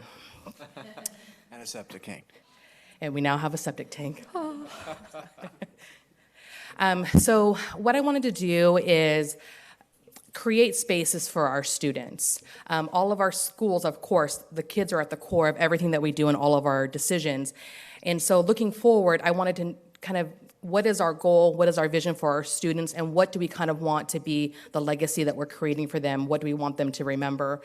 And so one of the things that kind of kept resonating in my mind was that we want our students to be innovators and we want them to be leaders. Not just student leaders, but leaders that can go out into the bigger community and show, and be great representatives of our Lammersville Elementary School as well as our district. And so with that, we had the kind of the Infinity Lab idea kind of take off in my brain. And that was honestly just a pet name that I had on documents, was To Infinity. And all of a sudden, the To Infinity became what it is. Or what I would like it to be. And so we want everything to be focused with our students. We want to help our students to have, thought-provoking experiences at school that encouraged creativity and all those things that as adults we kind of are intimidated by, but we don't want them to have those fears. We want to kind of lay everything out there for them to begin with. We want to foster their independence and allow them the opportunities to take advantage and to be pursuing their interests. Yes, we have our standards that we adhere to, but we also have opportunities for students to drive their own learning. And that part of that is the hands-on exploration and all of the thinking that goes on through those, not just sitting and doing type of tasks, but exploring through hands-on opportunities. And the other thing is for students to kind of expand their mindset through a collaborative conversation with their peers. And so what does that look like as we continue to build a sense of community? We're community as Lammersville students, the staff, but also a community of learners where we kind of explore together, and that's not an intimidating thing, that's an exciting opportunity. So with that, we're talking about stepping beyond. And so this year has been a growth for us at Lammersville. We are now K through 8 for Project Lead the Way. So from our little kindergarten students all the way through our 8th grade students with our elective rotation.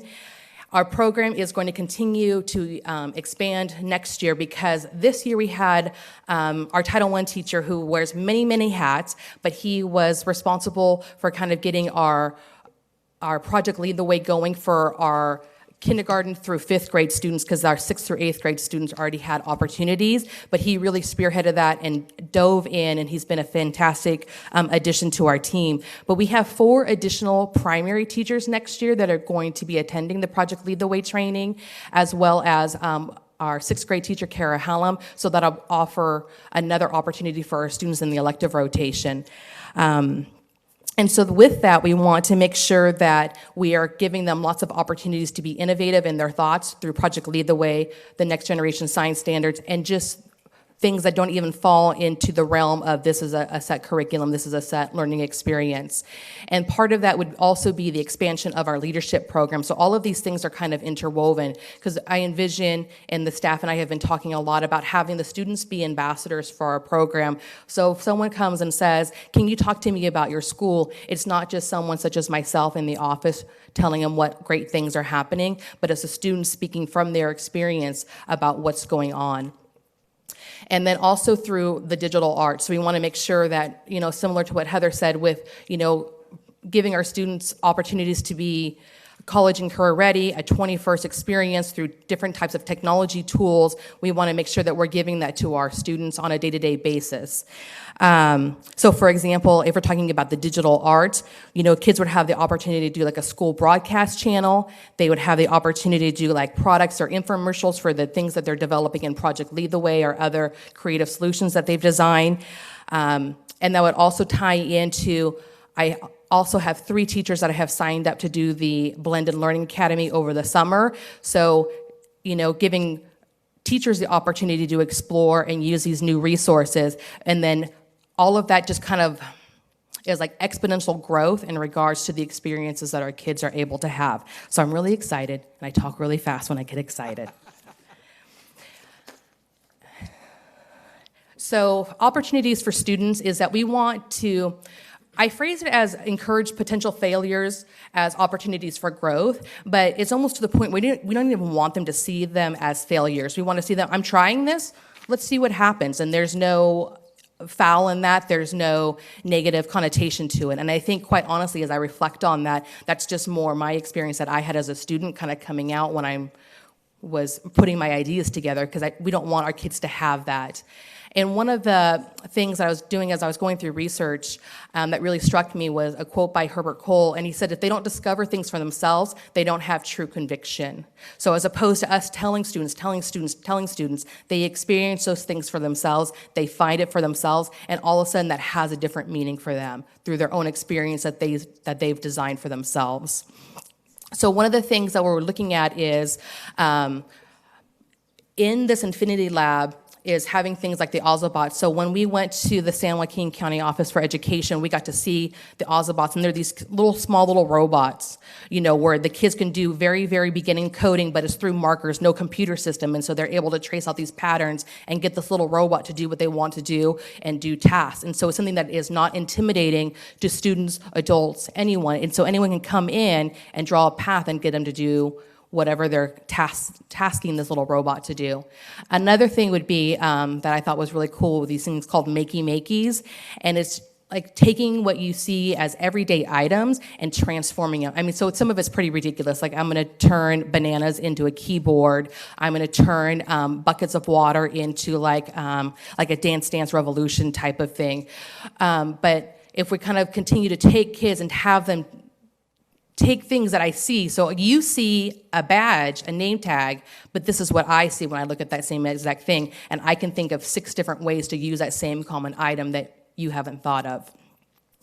And so the other part of that is like breaking the cycle of wastefulness that we have all around. So the kids have been doing composting and things like that throughout the school, so they've been having lots of conversations about that.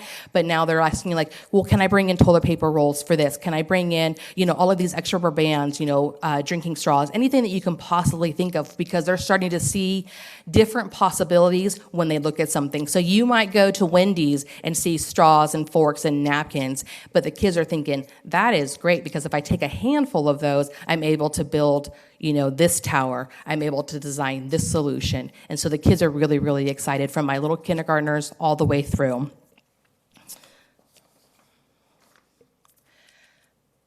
So one of the things is dreaming big and making a plan. And so the idea for the space is it absolutely is redefining the spaces to be completely kid-centered. And so you think about, I believe everyone has a proposed floor plan.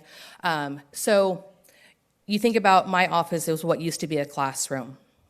Now it pretty much, the majority of the time, it houses one person. We have our library, which has come alive this school year. There's always kids in there, always doing some of the things that we're kind of talking about in a more formal setting, but they're already starting to explore in those ways. What can I do with this? How could I design this? I have this problem, can you help me solve it? And then into the computer lab.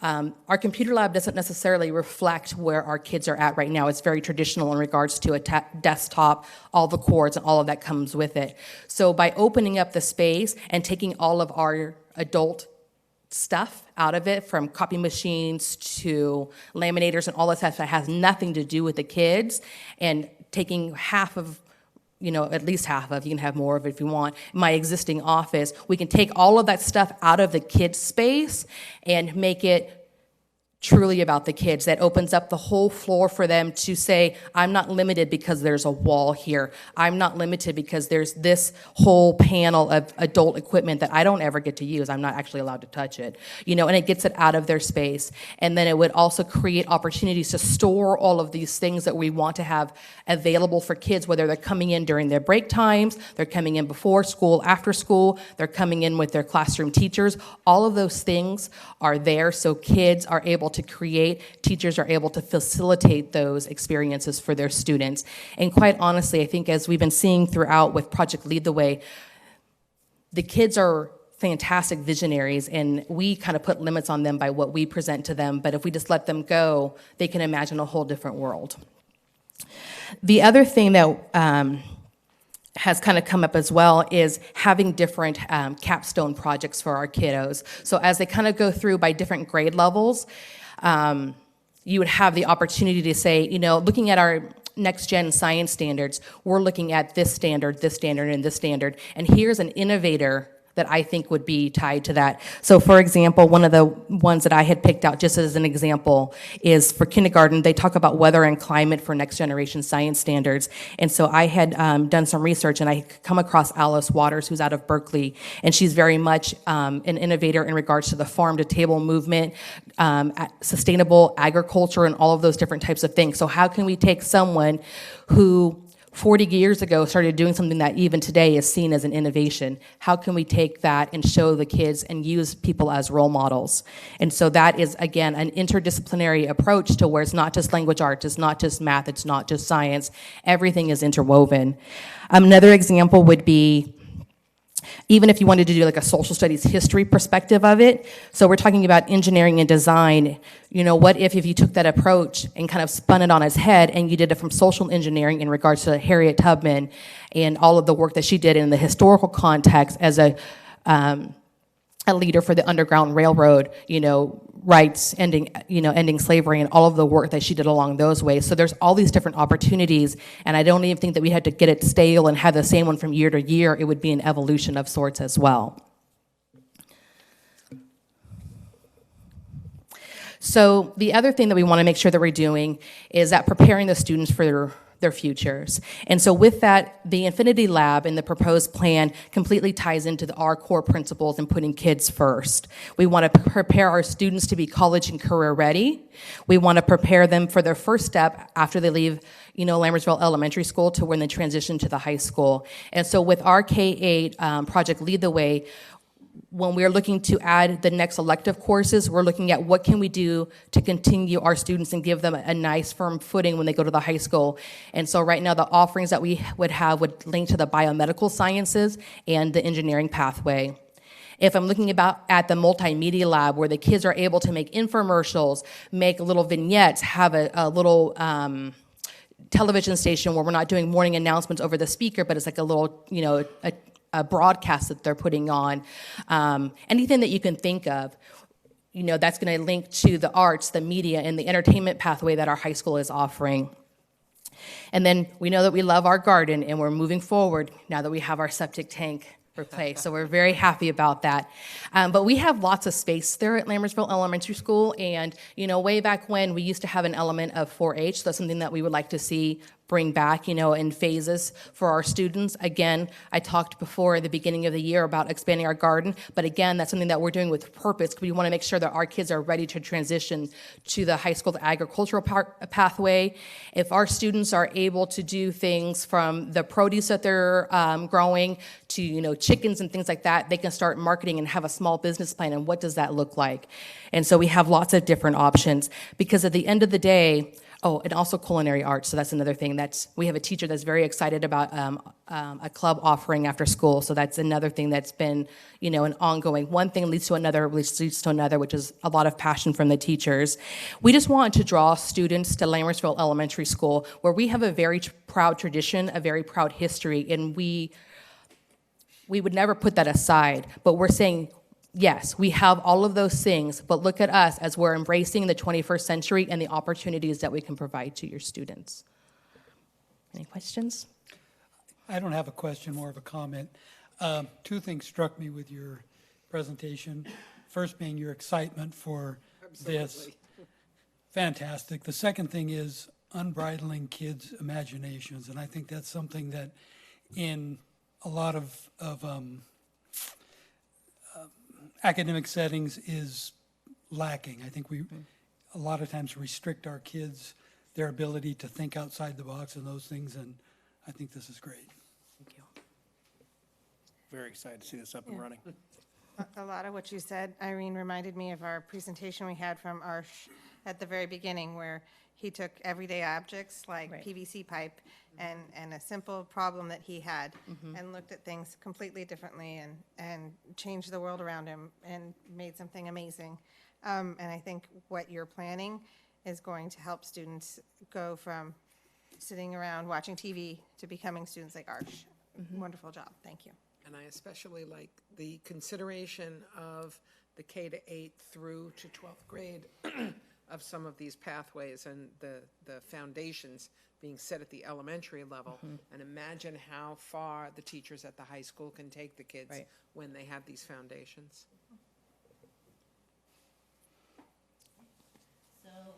Thank you. In summary, kind of to bring that all together, what we're looking at proposing with the Measure L funds, showing the comprehensive nature of what we're considering as we put this proposal together, is that we're looking at upgrading the classrooms with technology, standardized technology across the district.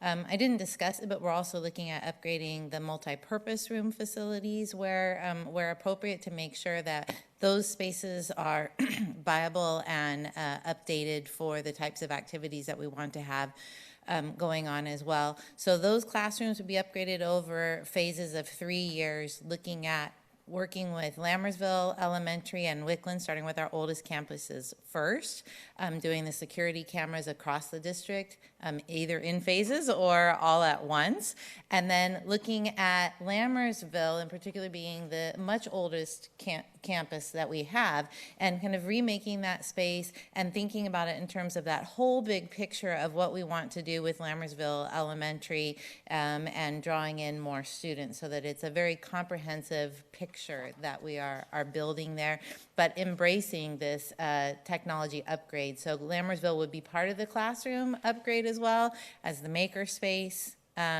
for their computer infinity lab that we're doing, and then the other plans that are building into the high school.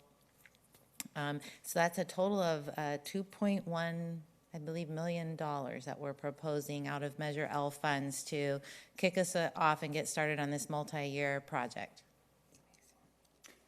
Thank you. Further questions or comments from the board? Outstanding work. Very good presentations. Thank you. Thank you. Anything further? After the vote, I'd like to say one real brief thing. Move to approve Measure L expenditures as listed. I'll second. All in favor? Aye. Opposed? Motion carries. Dr. Nicholas? So all of these items were run through our bond council to make sure that they were aligned and appropriately met the resolution list on Measure L. It also helps us fulfill our commitment to the Bond Oversight Committee. But it also needs to be said while you guys are passing out compliments that this board promised the community that Measure L would go to all of our schools and all of our kids would benefit. And the community rallied last June and said, yeah, we'll pay a little bit more. We'll pay a tax, but we want you to finish the high school. High school's getting done. We need another elementary school. Tonight we're picking groundbreaking ceremony dates.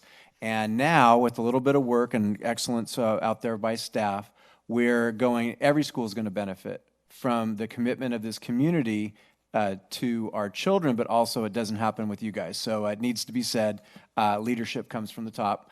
And it's a team effort throughout the community, and this money would be a huge benefit for all of our kids. Thank you for letting us know this was legal after we voted. Yeah, well, I knew the secret. Thank you. Item O, consider approval of Lammersville Elementary School Playground Replacement Project not to exceed $107,000. Staff report? There's a little-known statute that when you replace an old septic tank that you also have to replace the playground equipment. And so, I know that's a joke, but it was recommended that some inspection came through and said that this playground equipment was old and needed to be replaced. We're recommending that it be replaced here. Move to approve Lammersville Elementary School Playground Replacement Project not to exceed $107,000. I'll second. Discussion? All in favor? Aye. Opposed? Motion carries. Item P, consider approval of facilities lease agreement and site lease for Peter Hanson Elementary School General Construction Contractor with Roblin Contracting, Inc., $38,660,000. Staff report? So the two gentlemen in the ties that presented earlier tonight and that information that they spoke to and the board approved opens the door for us to move forward. This is the formal approval of a contractor who will build Hanson Elementary School and the amount of money that the bid came in at. And so it is our proud recommendation for our 7th school and 6th elementary school that we approve this contract. I'll move for approval of facilities lease agreement and site lease for Peter Hanson Elementary School General Construction Contractor with Roblin Contracting, Inc., $38,660,000. Second. Discussion? All in favor? Aye. Opposed? Motion carries. Item Q, we're getting towards the end of the alphabet. When we get to AA. It's been done before. Consider approval of contract for Peter Hanson Elementary School Inspector of Record with Don Williams Inspections, Inc., $348,075. Staff report? For every construction project such as Hanson Elementary School, the Department of School Architecture and the regulations require that we have an inspector who is on site Don is our recommended inspector, and he has worked on the high school project as well. I move that we approve the contract for Peter Hanson Peter Hanson Elementary School Inspector of Record with Don Williams Inspections, Inc. for $348,075. I'll second. I have a question. Go ahead. Was there any sort of process, or are we just using him because we used him before? In this case, we're using him because we used him before. Okay. Further discussion? All in favor? Aye. Opposed? Motion carries. Item R, consider approval of contract for Peter Hanson Elementary materials testing and specialty inspection with Matroscope Engineering Laboratories, Inc., $301,209. Have we used this company before? Good. Alvina said no. Right. This was recommended by the architect, NMR and Wes King. Again, this is a have to. You need someone who's testing all of this stuff, and so this is the recommended company. No, I said good because with some of the problems that we've had, I think we need fresh tester. Move to approve contract for Peter Hanson Elementary School materials testing and specialty inspection with Matroscope Engineering Laboratories, Inc., $301,209. I'll second. Further discussion? All in favor? Aye. Opposed? Motion carries. Item S, consider approval of Governing Board Resolution 161721 to authorize the superintendent to sign the offer of dedication and dedication agreement for conveyance to the district of the Peter Hanson Elementary School site and authorize the superintendent to take all steps necessary to complete the acquisition of the site from Mountain House developers. Staff report? So I got this, essentially, this is a part of a process that takes a long time. For 3 years, the developer and the design team have been working to make sure the site is right. Our civil engineer has been out to the property and has deemed that it is, and the official term is construction ready. So this resolution would give me permission to do the final steps to take the land over as a dedication from the developer, and one of the final steps before we can put the contractor on to start the build. I'm sorry, who sent the email to confirm that the site was ready? This came from Wes King. Okay, thank you. Okay, I'll move for approval of Governing Board Resolution 161721 to authorize the superintendent to sign the offer of dedication and dedication agreement for the conveyance to the district of the Peter Hanson Elementary School site and authorize the superintendent to take all steps necessary to complete the acquisition of the site from Mountain House developers. Second. Discussion? All in favor? Aye. Opposed? Motion carries. Item T, roll call, please. Matthew Balzerini. Aye. Colin Clements. Absent. Ann Goodrich. Aye. Sharon Lempel. Aye. David Pombo. Aye. Item T, consider approval of the Third Amendment of School Facilities Impact Mitigation Agreement in regards to the Elementary Mitigation Agreement. Staff report? This concludes a long negotiation with CalPERS, represented as IHP and Mountain House developers. It kind of puts the final steps in it that applies to the information that Mr. Lynch and Mr. Kearns shared earlier tonight, and concludes that negotiation tied to Hanson Elementary. Just for the record, I'll express my frustration that this is being called the Third Amendment, since we already have a Third Amendment, and this is just going to make things even muddy the water even more. So Yay. I understand it's legal, blah, blah, blah, but it's still irritating. Should at least be the Third Amendment Part 2, right? Or something. All right, well, I'll move that we approve the Third Amendment to the School Facilities Impact Mitigation Agreement in regards to the elementary mitigation agreements. Second. Further discussion? All in favor? Aye. Opposed? Motion carries. Item 12, information and discussion items, California dashboard. So we're going to ask Dr. Gill and Director Sherburne to continue their brief presentations on the California dashboard rollout. One is about academic numbers and colors, and one will be about a singular color tied to suspension rates that makes no sense. Good evening again.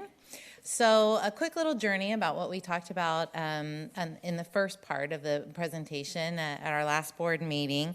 A reminder that the new California School Accountability Dashboard is replacing the old system of the API where schools received a number such as 862 or 911 with this new system that's tied to the change in funding status with LCFF and local control and the LCAP plan that districts now write. That on top of that information, we talked about the fact that there are 10 total indicators on the dashboard. 6 of those are state indicators, and then 4 of those are local indicators. With tonight's presentation, we're going to spend a little bit of time looking more at the 6 indicators from the state and what that looks like and how those function with it. The idea being that with LCFF funding and the accountability dashboard, that the state would be creating a transparent system that would allow all stakeholders in the public as well as the district to look at how our students are doing, where our areas of our need are, in order to make informed decisions for developing the LCAP plan. So these are the 6 indicators that we're going to be looking at tonight out of the 10 indicators. High school graduation rate, academic performance, which is based off of the ELA and math CASP scores, suspension rates, English learner progress, preparation for college and career, and chronic absenteeism. And what I spent a little bit of time at our last board meeting talking about is that we have indicators up here, over here, that look like the Trivial Pursuit pie game, and blue being good, red being bad. The reason there are different slices, just as a reminder for visually impaired, or if you were putting this into black and white copies, you would still be able to tell the amount of success for an indicator. So when you look at going to the California School Dashboard Live, you will see reports that look like this. This is the equity report, the home screen that it comes to. And again, this site is live in its pilot form right now. You go to californiacasschooldashboard.org. And you can pull up schools of interest or districts of interest. So on the equity report, you can see the overall indicators there at the top.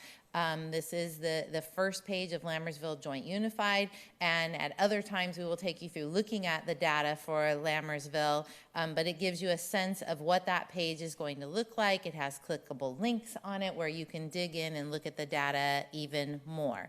So for these first 6 indicators right here, we're going to look at how are those things calculated and measured, which becomes quite a bit more complicated. The first academic indicator that we're going to look at is, the priority that we're going to look at is the academic indicator. The academic indicator measures student progress on the state assessments using a scale score for all students in grades 3 through high school in English language arts and math, and we do that through our CASP testing. The ideal being that we want all students to be what we used to call proficient. Now it's officially labeled standard met, but in terms of the California School Dashboard, they call it level 3. And when we're looking at the academic indicator, the way they're calculating what color pie we get is by looking at the students who are, what the average of the district for the students are in the distance from level 3, or being at proficient or standard met, the way we used to think about it. There are also 2 things, and I talked a little bit about this last time as well, that it's much more complex and dynamic than it was underneath the old API system. In this system, they're looking at not only status, in other words, what achievement level did you reach for this indicator as a district, but they're also looking at change. Did you go up or did you go down? And you get credit in terms of colors for going up or going down. So what does that look like? It comes out to these complicated, what they call 5x5 grids. And on these 5x5 grids, you look at, for this particular indicator, this is the one for English language arts. So the one for English language arts is not the same as the one for math, even for this specific indicator. And when you look at the different priorities for the state, they all have different 5x5 grids. So it's important to remember. So on the side we're looking here, here's the average distance from level 3, which is going to be our status. If you took all of the students, let's just assume that 10 was the score that we wanted, and you have 5 students who scored at a 15, above standard, and we have 5 students who scored at a 5, below standard, and you average those together, you would come up with that perfect 10 at level 3, right? Or 0 change. All of our students averaged out to be right at level 3 when you average those scores together. I'm using very simple numbers. That's all I can do this late at night. If you look at it over here, that would get you to this medium area, 5 points below to less than 10 points above. That would be our status. Then we're going to look at change, and we're going to say, so how much did we go up? So let's assume that we were at a 5 last year, then we would have increased by 5 points. So we'd be coming over here, and that would be a maintained, and that would be yellow. So again, these are very simple numbers that I'm using to give you the demonstration of what this works like, but it's going to always be looking at status and change for a district.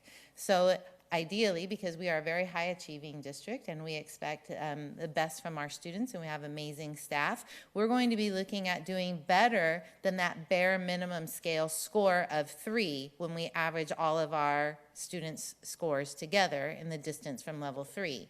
So we'll be looking at high achievement or to very high achievement. And in fact, that is very much where we are in terms of our status when you look at our scores.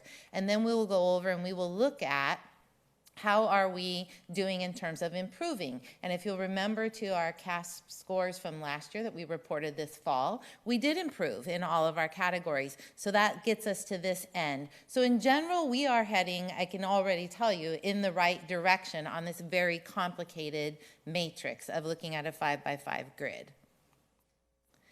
The next one is the math grid, so it operates the same way, but I put them in separately just so you could see that on the English language arts medium is 5 points below to less than 10 points above.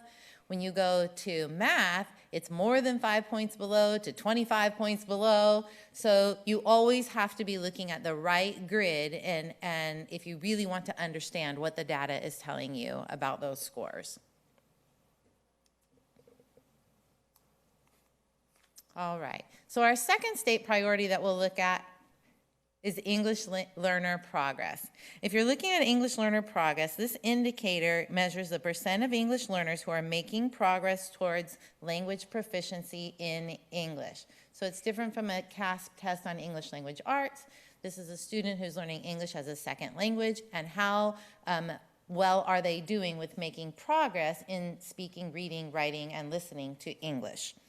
This is their progress is measured with a test called CELT. So we use that CELT test in order to identify the progress that our English learners are making.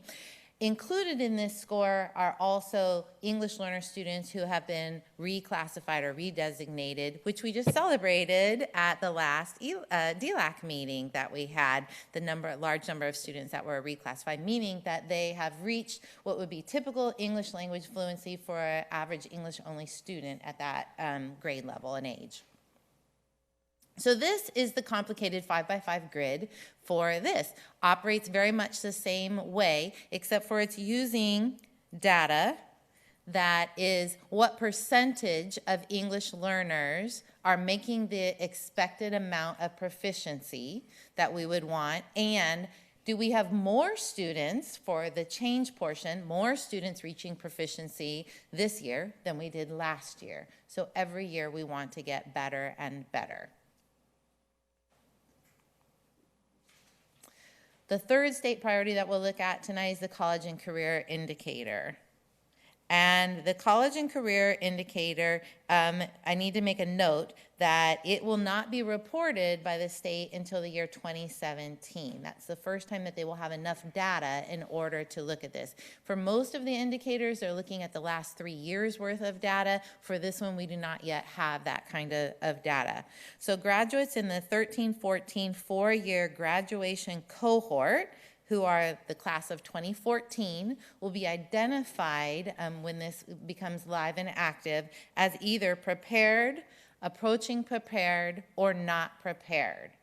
And the way that they will measure that is very rigorous. If you look at prepared, they have to have a diploma plus one of the following criteria: finishing a CTE pathway, reaching that proficient level 3 on both English language arts and math, passing 2 semesters of dual enrollment, a passing score on 2 AP or IB exams, the completion of the UC A to G criteria, plus 1 additional criteria of the CTE, a level 3 on ELA and a 2 on the math, or vice versa, or passing 1 AP IB exam. So they have to have the diploma and 1 more of these additional criteria in order to be scored as prepared. For approaching prepared, you have to have a diploma and 1 of the following, which is a little bit step back list of the same criteria that were in prepared. So in other words, passing CTE, at least a level 2 on 1 or both of the ELA or math, pass 1 semester of dual enrollment, and completion of the UC A to G criteria. So it's not just enough to graduate. So anything less than that means they are not prepared. Students did not meet any of the measures for approaching prepared, or they did not graduate at all.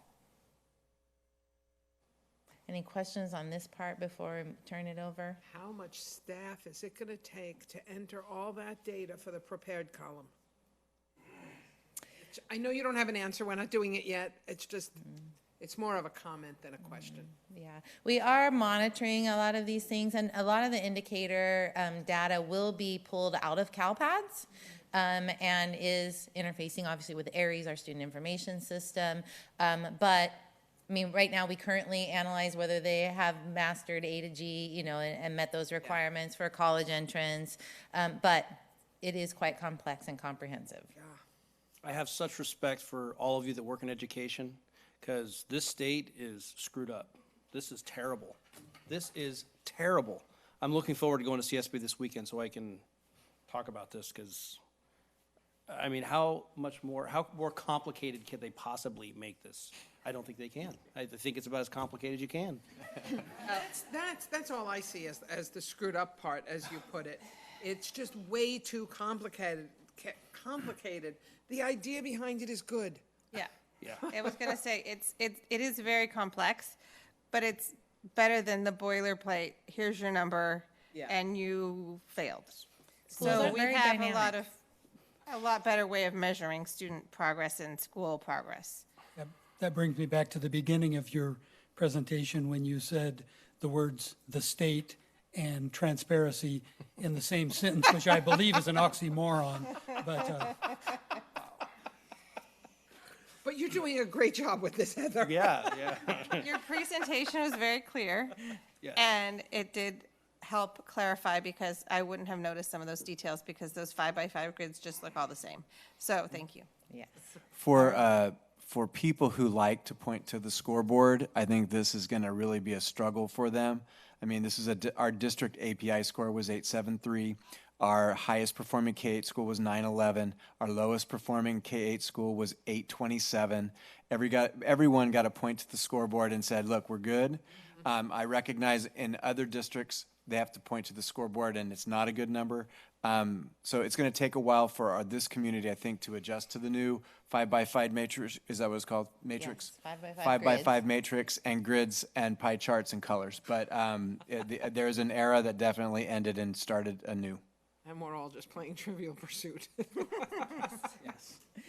Okay, so Dr. Gill's going to come up and she's going to talk about the last 3 state criteria that have more to do with student services kinds of things. So thank you.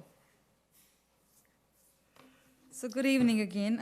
I'm going to make things even more complex because becomes even more fun after this. So graduation rate used to be calculated in a very simple form before.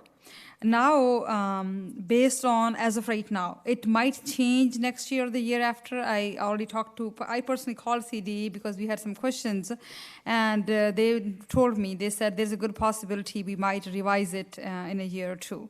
But as of right now, the graduation rate indicator is based on graduation rate for high school students who can potentially graduate within 4 years. And the reason I'm emphasizing on 4 years, because previously they used to take the consideration for the fifth-year kids as well. And they used to count them in graduation rate. As of right now, they do not. And so in graduation rate, also there's a status and change. So we have to remember those two words for everything because everything is status and change these days. So it's calculated based on the cohort graduation numbers, like number of kids who graduated divided by the number of total students in 9th grade. So basically we have to remember how many kids entered in 9th grade, and everybody has to stick together within their cohort. So if 100 kids entered, 100 graduated, that's supposed to be 100%. But wait, that's not true because I'm going to share something with you later on. Okay. So, and also in this, they also use something which is called 3 years weighted average. I had to educate myself to figure it out. How does that work? Because there's lots of math involved in that. So this is how that works.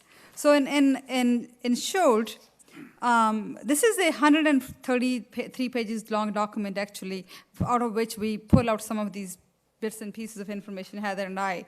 And so status, again, as I said earlier, is basically number of students graduated divided by total number of students who entered in 9th grade plus number of students who transferred in minus number of students who transferred out. Change is calculated as the a year's graduation rate at that time divided by the 3 years weighted average. So that's where it's complex because then you have to figure out how do you calculate the weighted average. So this is the formula for weighted average, which is this right here. So for example, if we're looking at 2014-15 graduation rate change, the way it will be calculated will be class of 2012, their graduates, plus 13 plus 14 divided by the number of kids who entered during these years in 9th grade. So that's how you figure out the weighted average, and that is used to calculate change. Is it complex enough?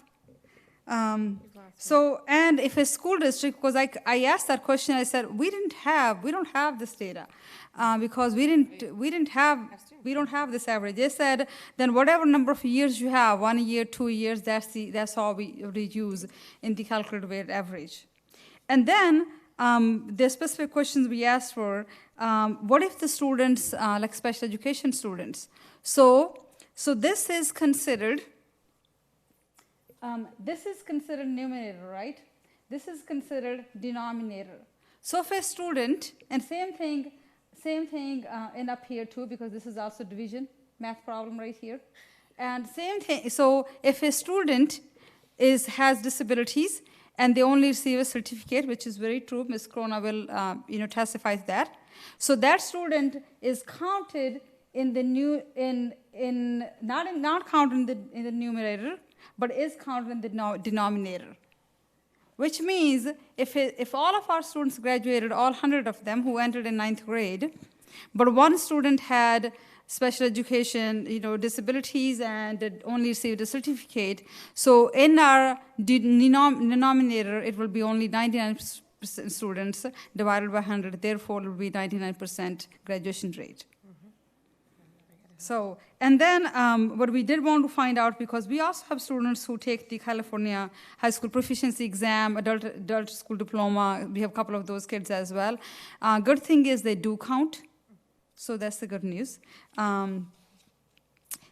So going next to this grid, because for every indicator there's a grid like this.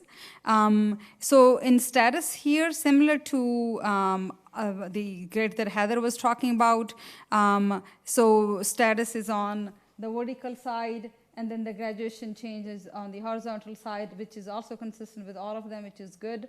So in a nutshell, what happens is if a school district, let's say if a school district's graduation rate is 95% or higher, and they declined, even if they decline by 1%, they're still considered blue. So that's a good thing. But if a school district's graduation rate is low, or let's say medium, right, 85% to 90 or less than 90%, and they declined, then they will be yellow or orange depending on how much they decline. So they must improve. So in other words, 95% or higher is a good sign. And again, our goal usually is always is 100%. Let me just check this math. 95% minus 1% equals blue. Okay, thank you. It does. It's the new math. Makes perfect sense. Thank you. Common Core. That would be the Common Core math, right? Yes. Okay. So the next one is suspension rate. Suspension rate is even more complex, and especially for our district, the way they calculated for ours, the one that you see right now in our data is not accurate, so I'm going to go into that as well in a minute. So the goal for each of the school districts is with suspension rate to have less than 1% suspensions. And so status must be less than 1%, that's the goal. And the way it's calculated is this formula is complex too, but not as complex as graduation rate though. So in a number of students who got suspended divided by total enrollment and multiplied by 10. So that's how the suspension rate gets calculated. And then the change gets calculated by whatever the suspension rate of 1 year is minus the previous year. So what happened in our case, because on the website, on the CDE California desk website, the data that is showing us orange, and we are not liking it. And the reason it's showing orange because, yes, our suspension rate did go up, but they did not look at, they were comparing apples to oranges. Because in 2014-15 school year, we were a K-12 school district, as compared to 2013-14 school year, we were a K-8 school district with a change of about more than 1,000 kids. And out of those 1,000 kids, majority of them were high school, teenage kids, and therefore the suspension rate at the higher level is higher anyway. So we did share our disappointment with CD. I personally shared with them as well. They said they will revise that, and then new indicator scores will come up in the fall, which will be comparing 14-15 with 15-16. But for still us, it will be the number of percentage of students that goes higher is a lot in high school as compared to the younger grades. So for us, the data will still, I'm assuming, is going to be not 100% accurate until we get to a point where the high school enrollment is consistent. After then, it will be more reasonable to really look at that from that perspective. And let me just interject. Sometimes things don't make sense, and you can't live in fear of that. We should not live in fear of an orange pie chart. Sometimes kids do things and need to be removed from the school for a period of time. The state is setting a mark at 1%. That's great. But sometimes kids need to be removed from the environment for various reasons, and sometimes that removal requires a suspension. And I think we have to do what's right for the safety of the school and all the students and the culture that's been established. And if we end up with an orange or yellow pie, then I think if we can justify it as it was the best thing to do for all the kids in the environment, then that's okay. And I'll say here what I said at the legislative committee meeting for CSBA is that we need to make sure that distractions are limited, and sometimes that leads in suspensions. And I'm sorry, this goal of trying to remove willful defiance from a suspension, I am totally against that. And I'm hoping CSBA, the rest of the committee, will take that stance, because I'm sorry, it's a tool. And if we have high numbers, so be it. As long as, if we see high numbers of suspensions, we might see high numbers in academics as well because of that. So don't have a problem with that one bit. And what that also means is we are providing a safe environment for the rest of the students and correcting the situations that we need to correct. And we have to look at all of our students, not just that small portion that get suspended. We have to look at the safety and welfare of the other 99% of the students who are affected by it if we don't suspend a student who needs it.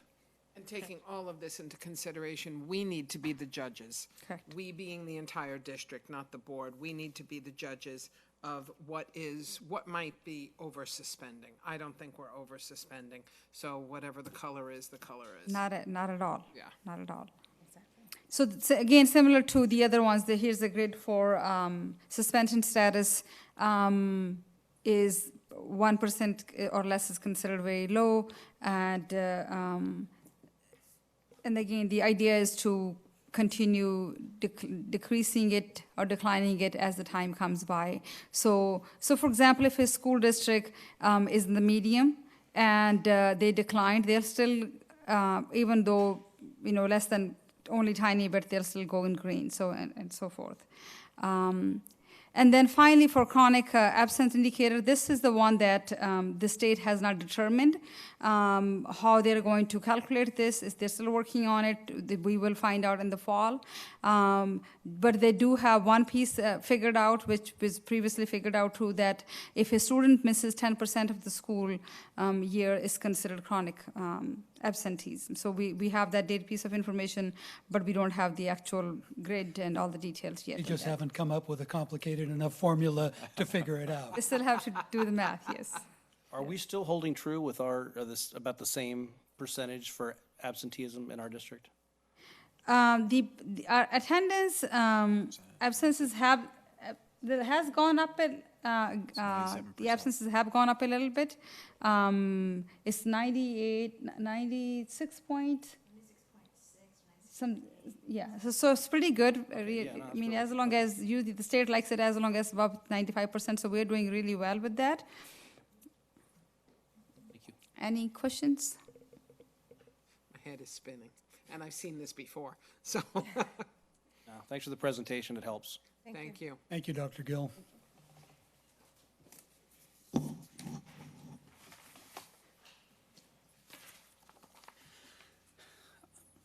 Item B, CSBA Good Beginnings Workshop. Staff report?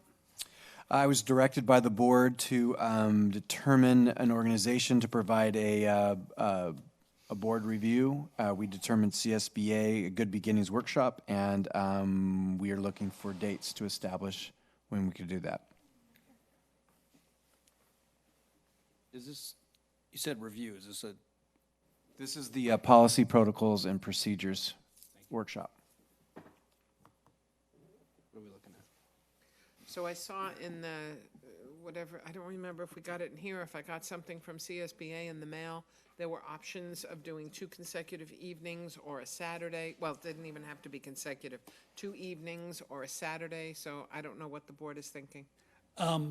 Personally, I would prefer to do it either a Saturday or a weekday and do it all in one shot. I know that's a difficulty for some of our Does difficult mean Trustee. impossible?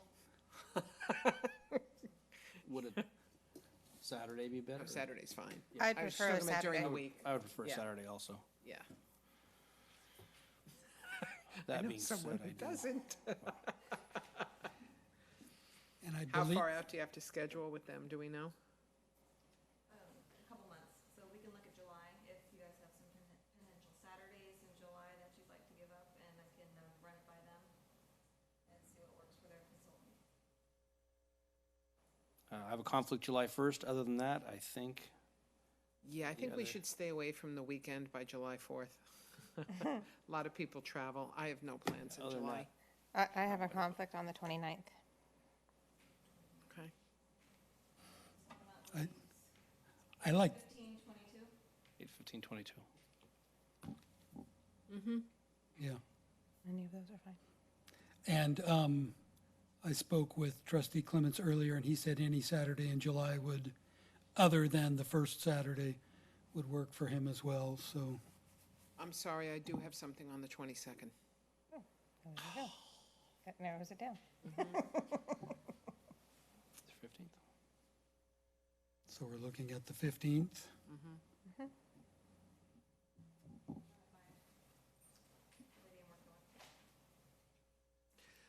Should we come up with a date in August just as an alternate?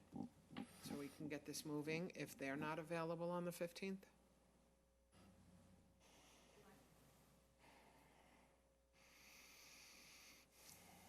Saturday, August 5th works for me.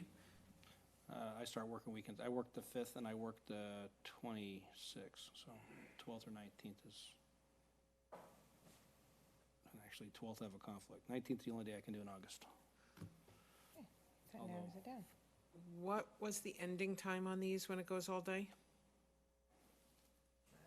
Don't remember, I read it. They but suggested 9 to 3, but said they could adjust the hours. Then the 19th is okay for me, if it's 9 to 3, yeah. Actually, we have enough time. I could get the 5th or the 26th off if I need to. I can trade days, so those are options also. 5th or the what? The 26th? Yeah. Yeah, those are fine. The 12th is the only day that I can't do. Yeah, fine with all of those. I'm okay.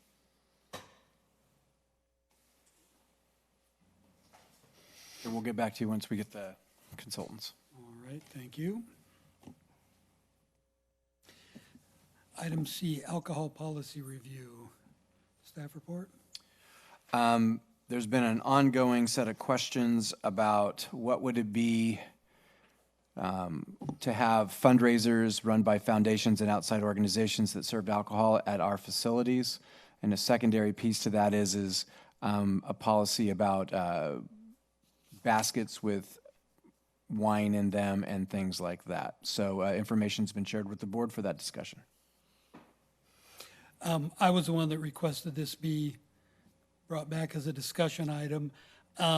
The possibilities in Mountain House for the booster groups and foundations to have events in Mountain House are limited to the school district, and if we don't allow any alcohol at the events, then they're limited to not having anything in Mountain House. As the information that the board got shows, our current insurance would cover us without any additional policies or anything. I know that it is a liability issue. So is the football field, so is the swimming pool, so are a lot of other things. That's where we're at with it.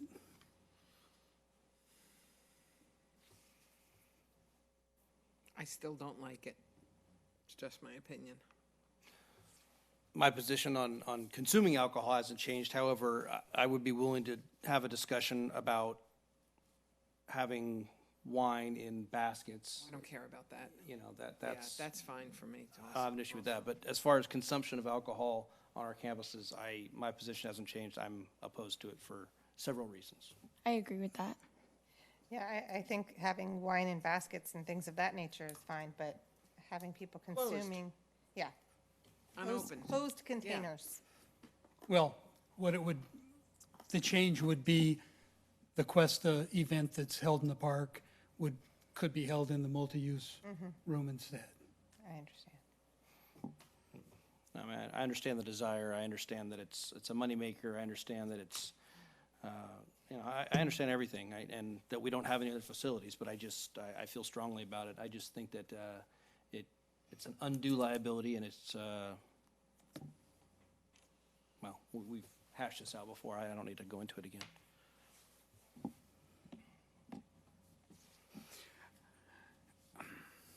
Would the rest of the board be opposed to the facilities committee discussing it and coming back with a possible recommendation? I'm not opposed to that. I think the idea of drink limits should be discussed. If there's going to be some discussion of having alcohol, there needs to be drink limits. You can't have just free. We can't monitor that, though. Right.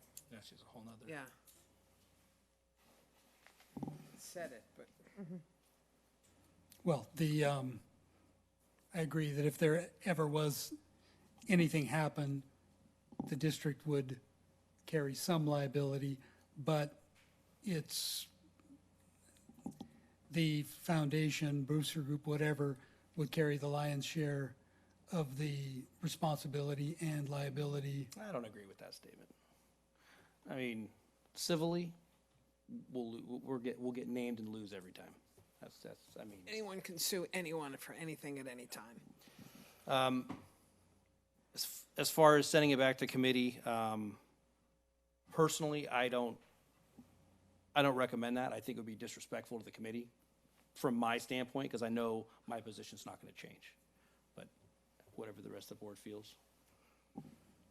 I've been very clear and very strong in my opinion. I don't have a problem with wine in baskets, anything that's unopened. I just don't think alcohol belongs on school campuses at all.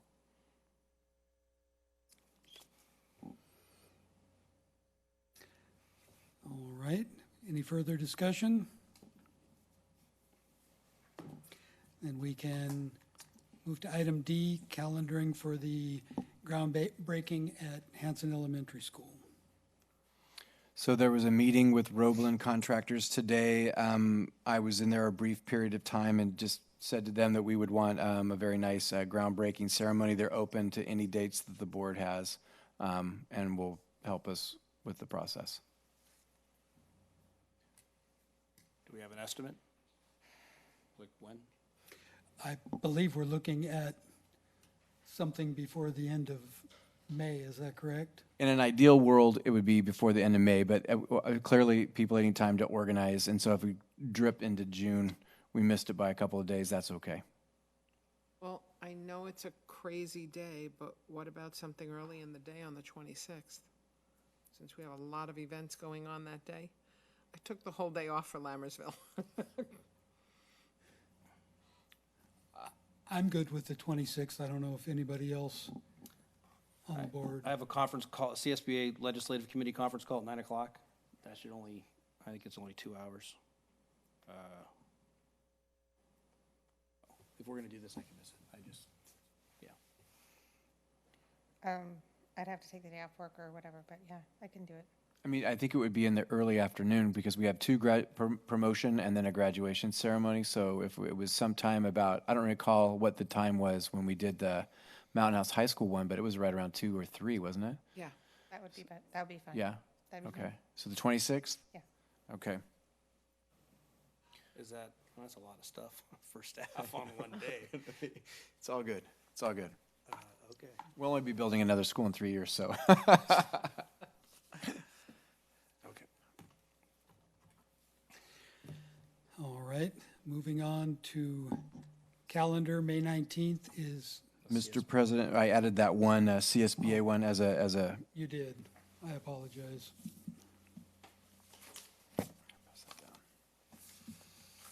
The request from staff is who is interested in attending the CSBA conference so we can take advantage of the early, less expensive prices in December.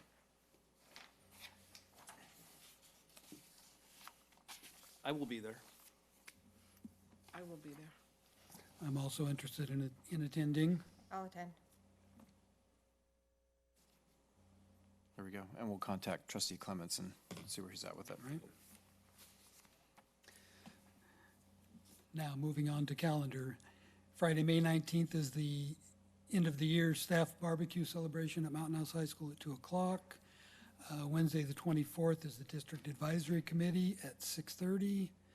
The Friday, the 26th is the last instructional day for the 2016-2017 school year, and also promotions and graduations in the evening. May 31st is the Facilities Committee meeting at 6:30 here in the boardroom. June 7th, the next regularly scheduled board meeting, and I will not be in attendance at that board meeting. June 19th will be a special governing board meeting at 6 p.m.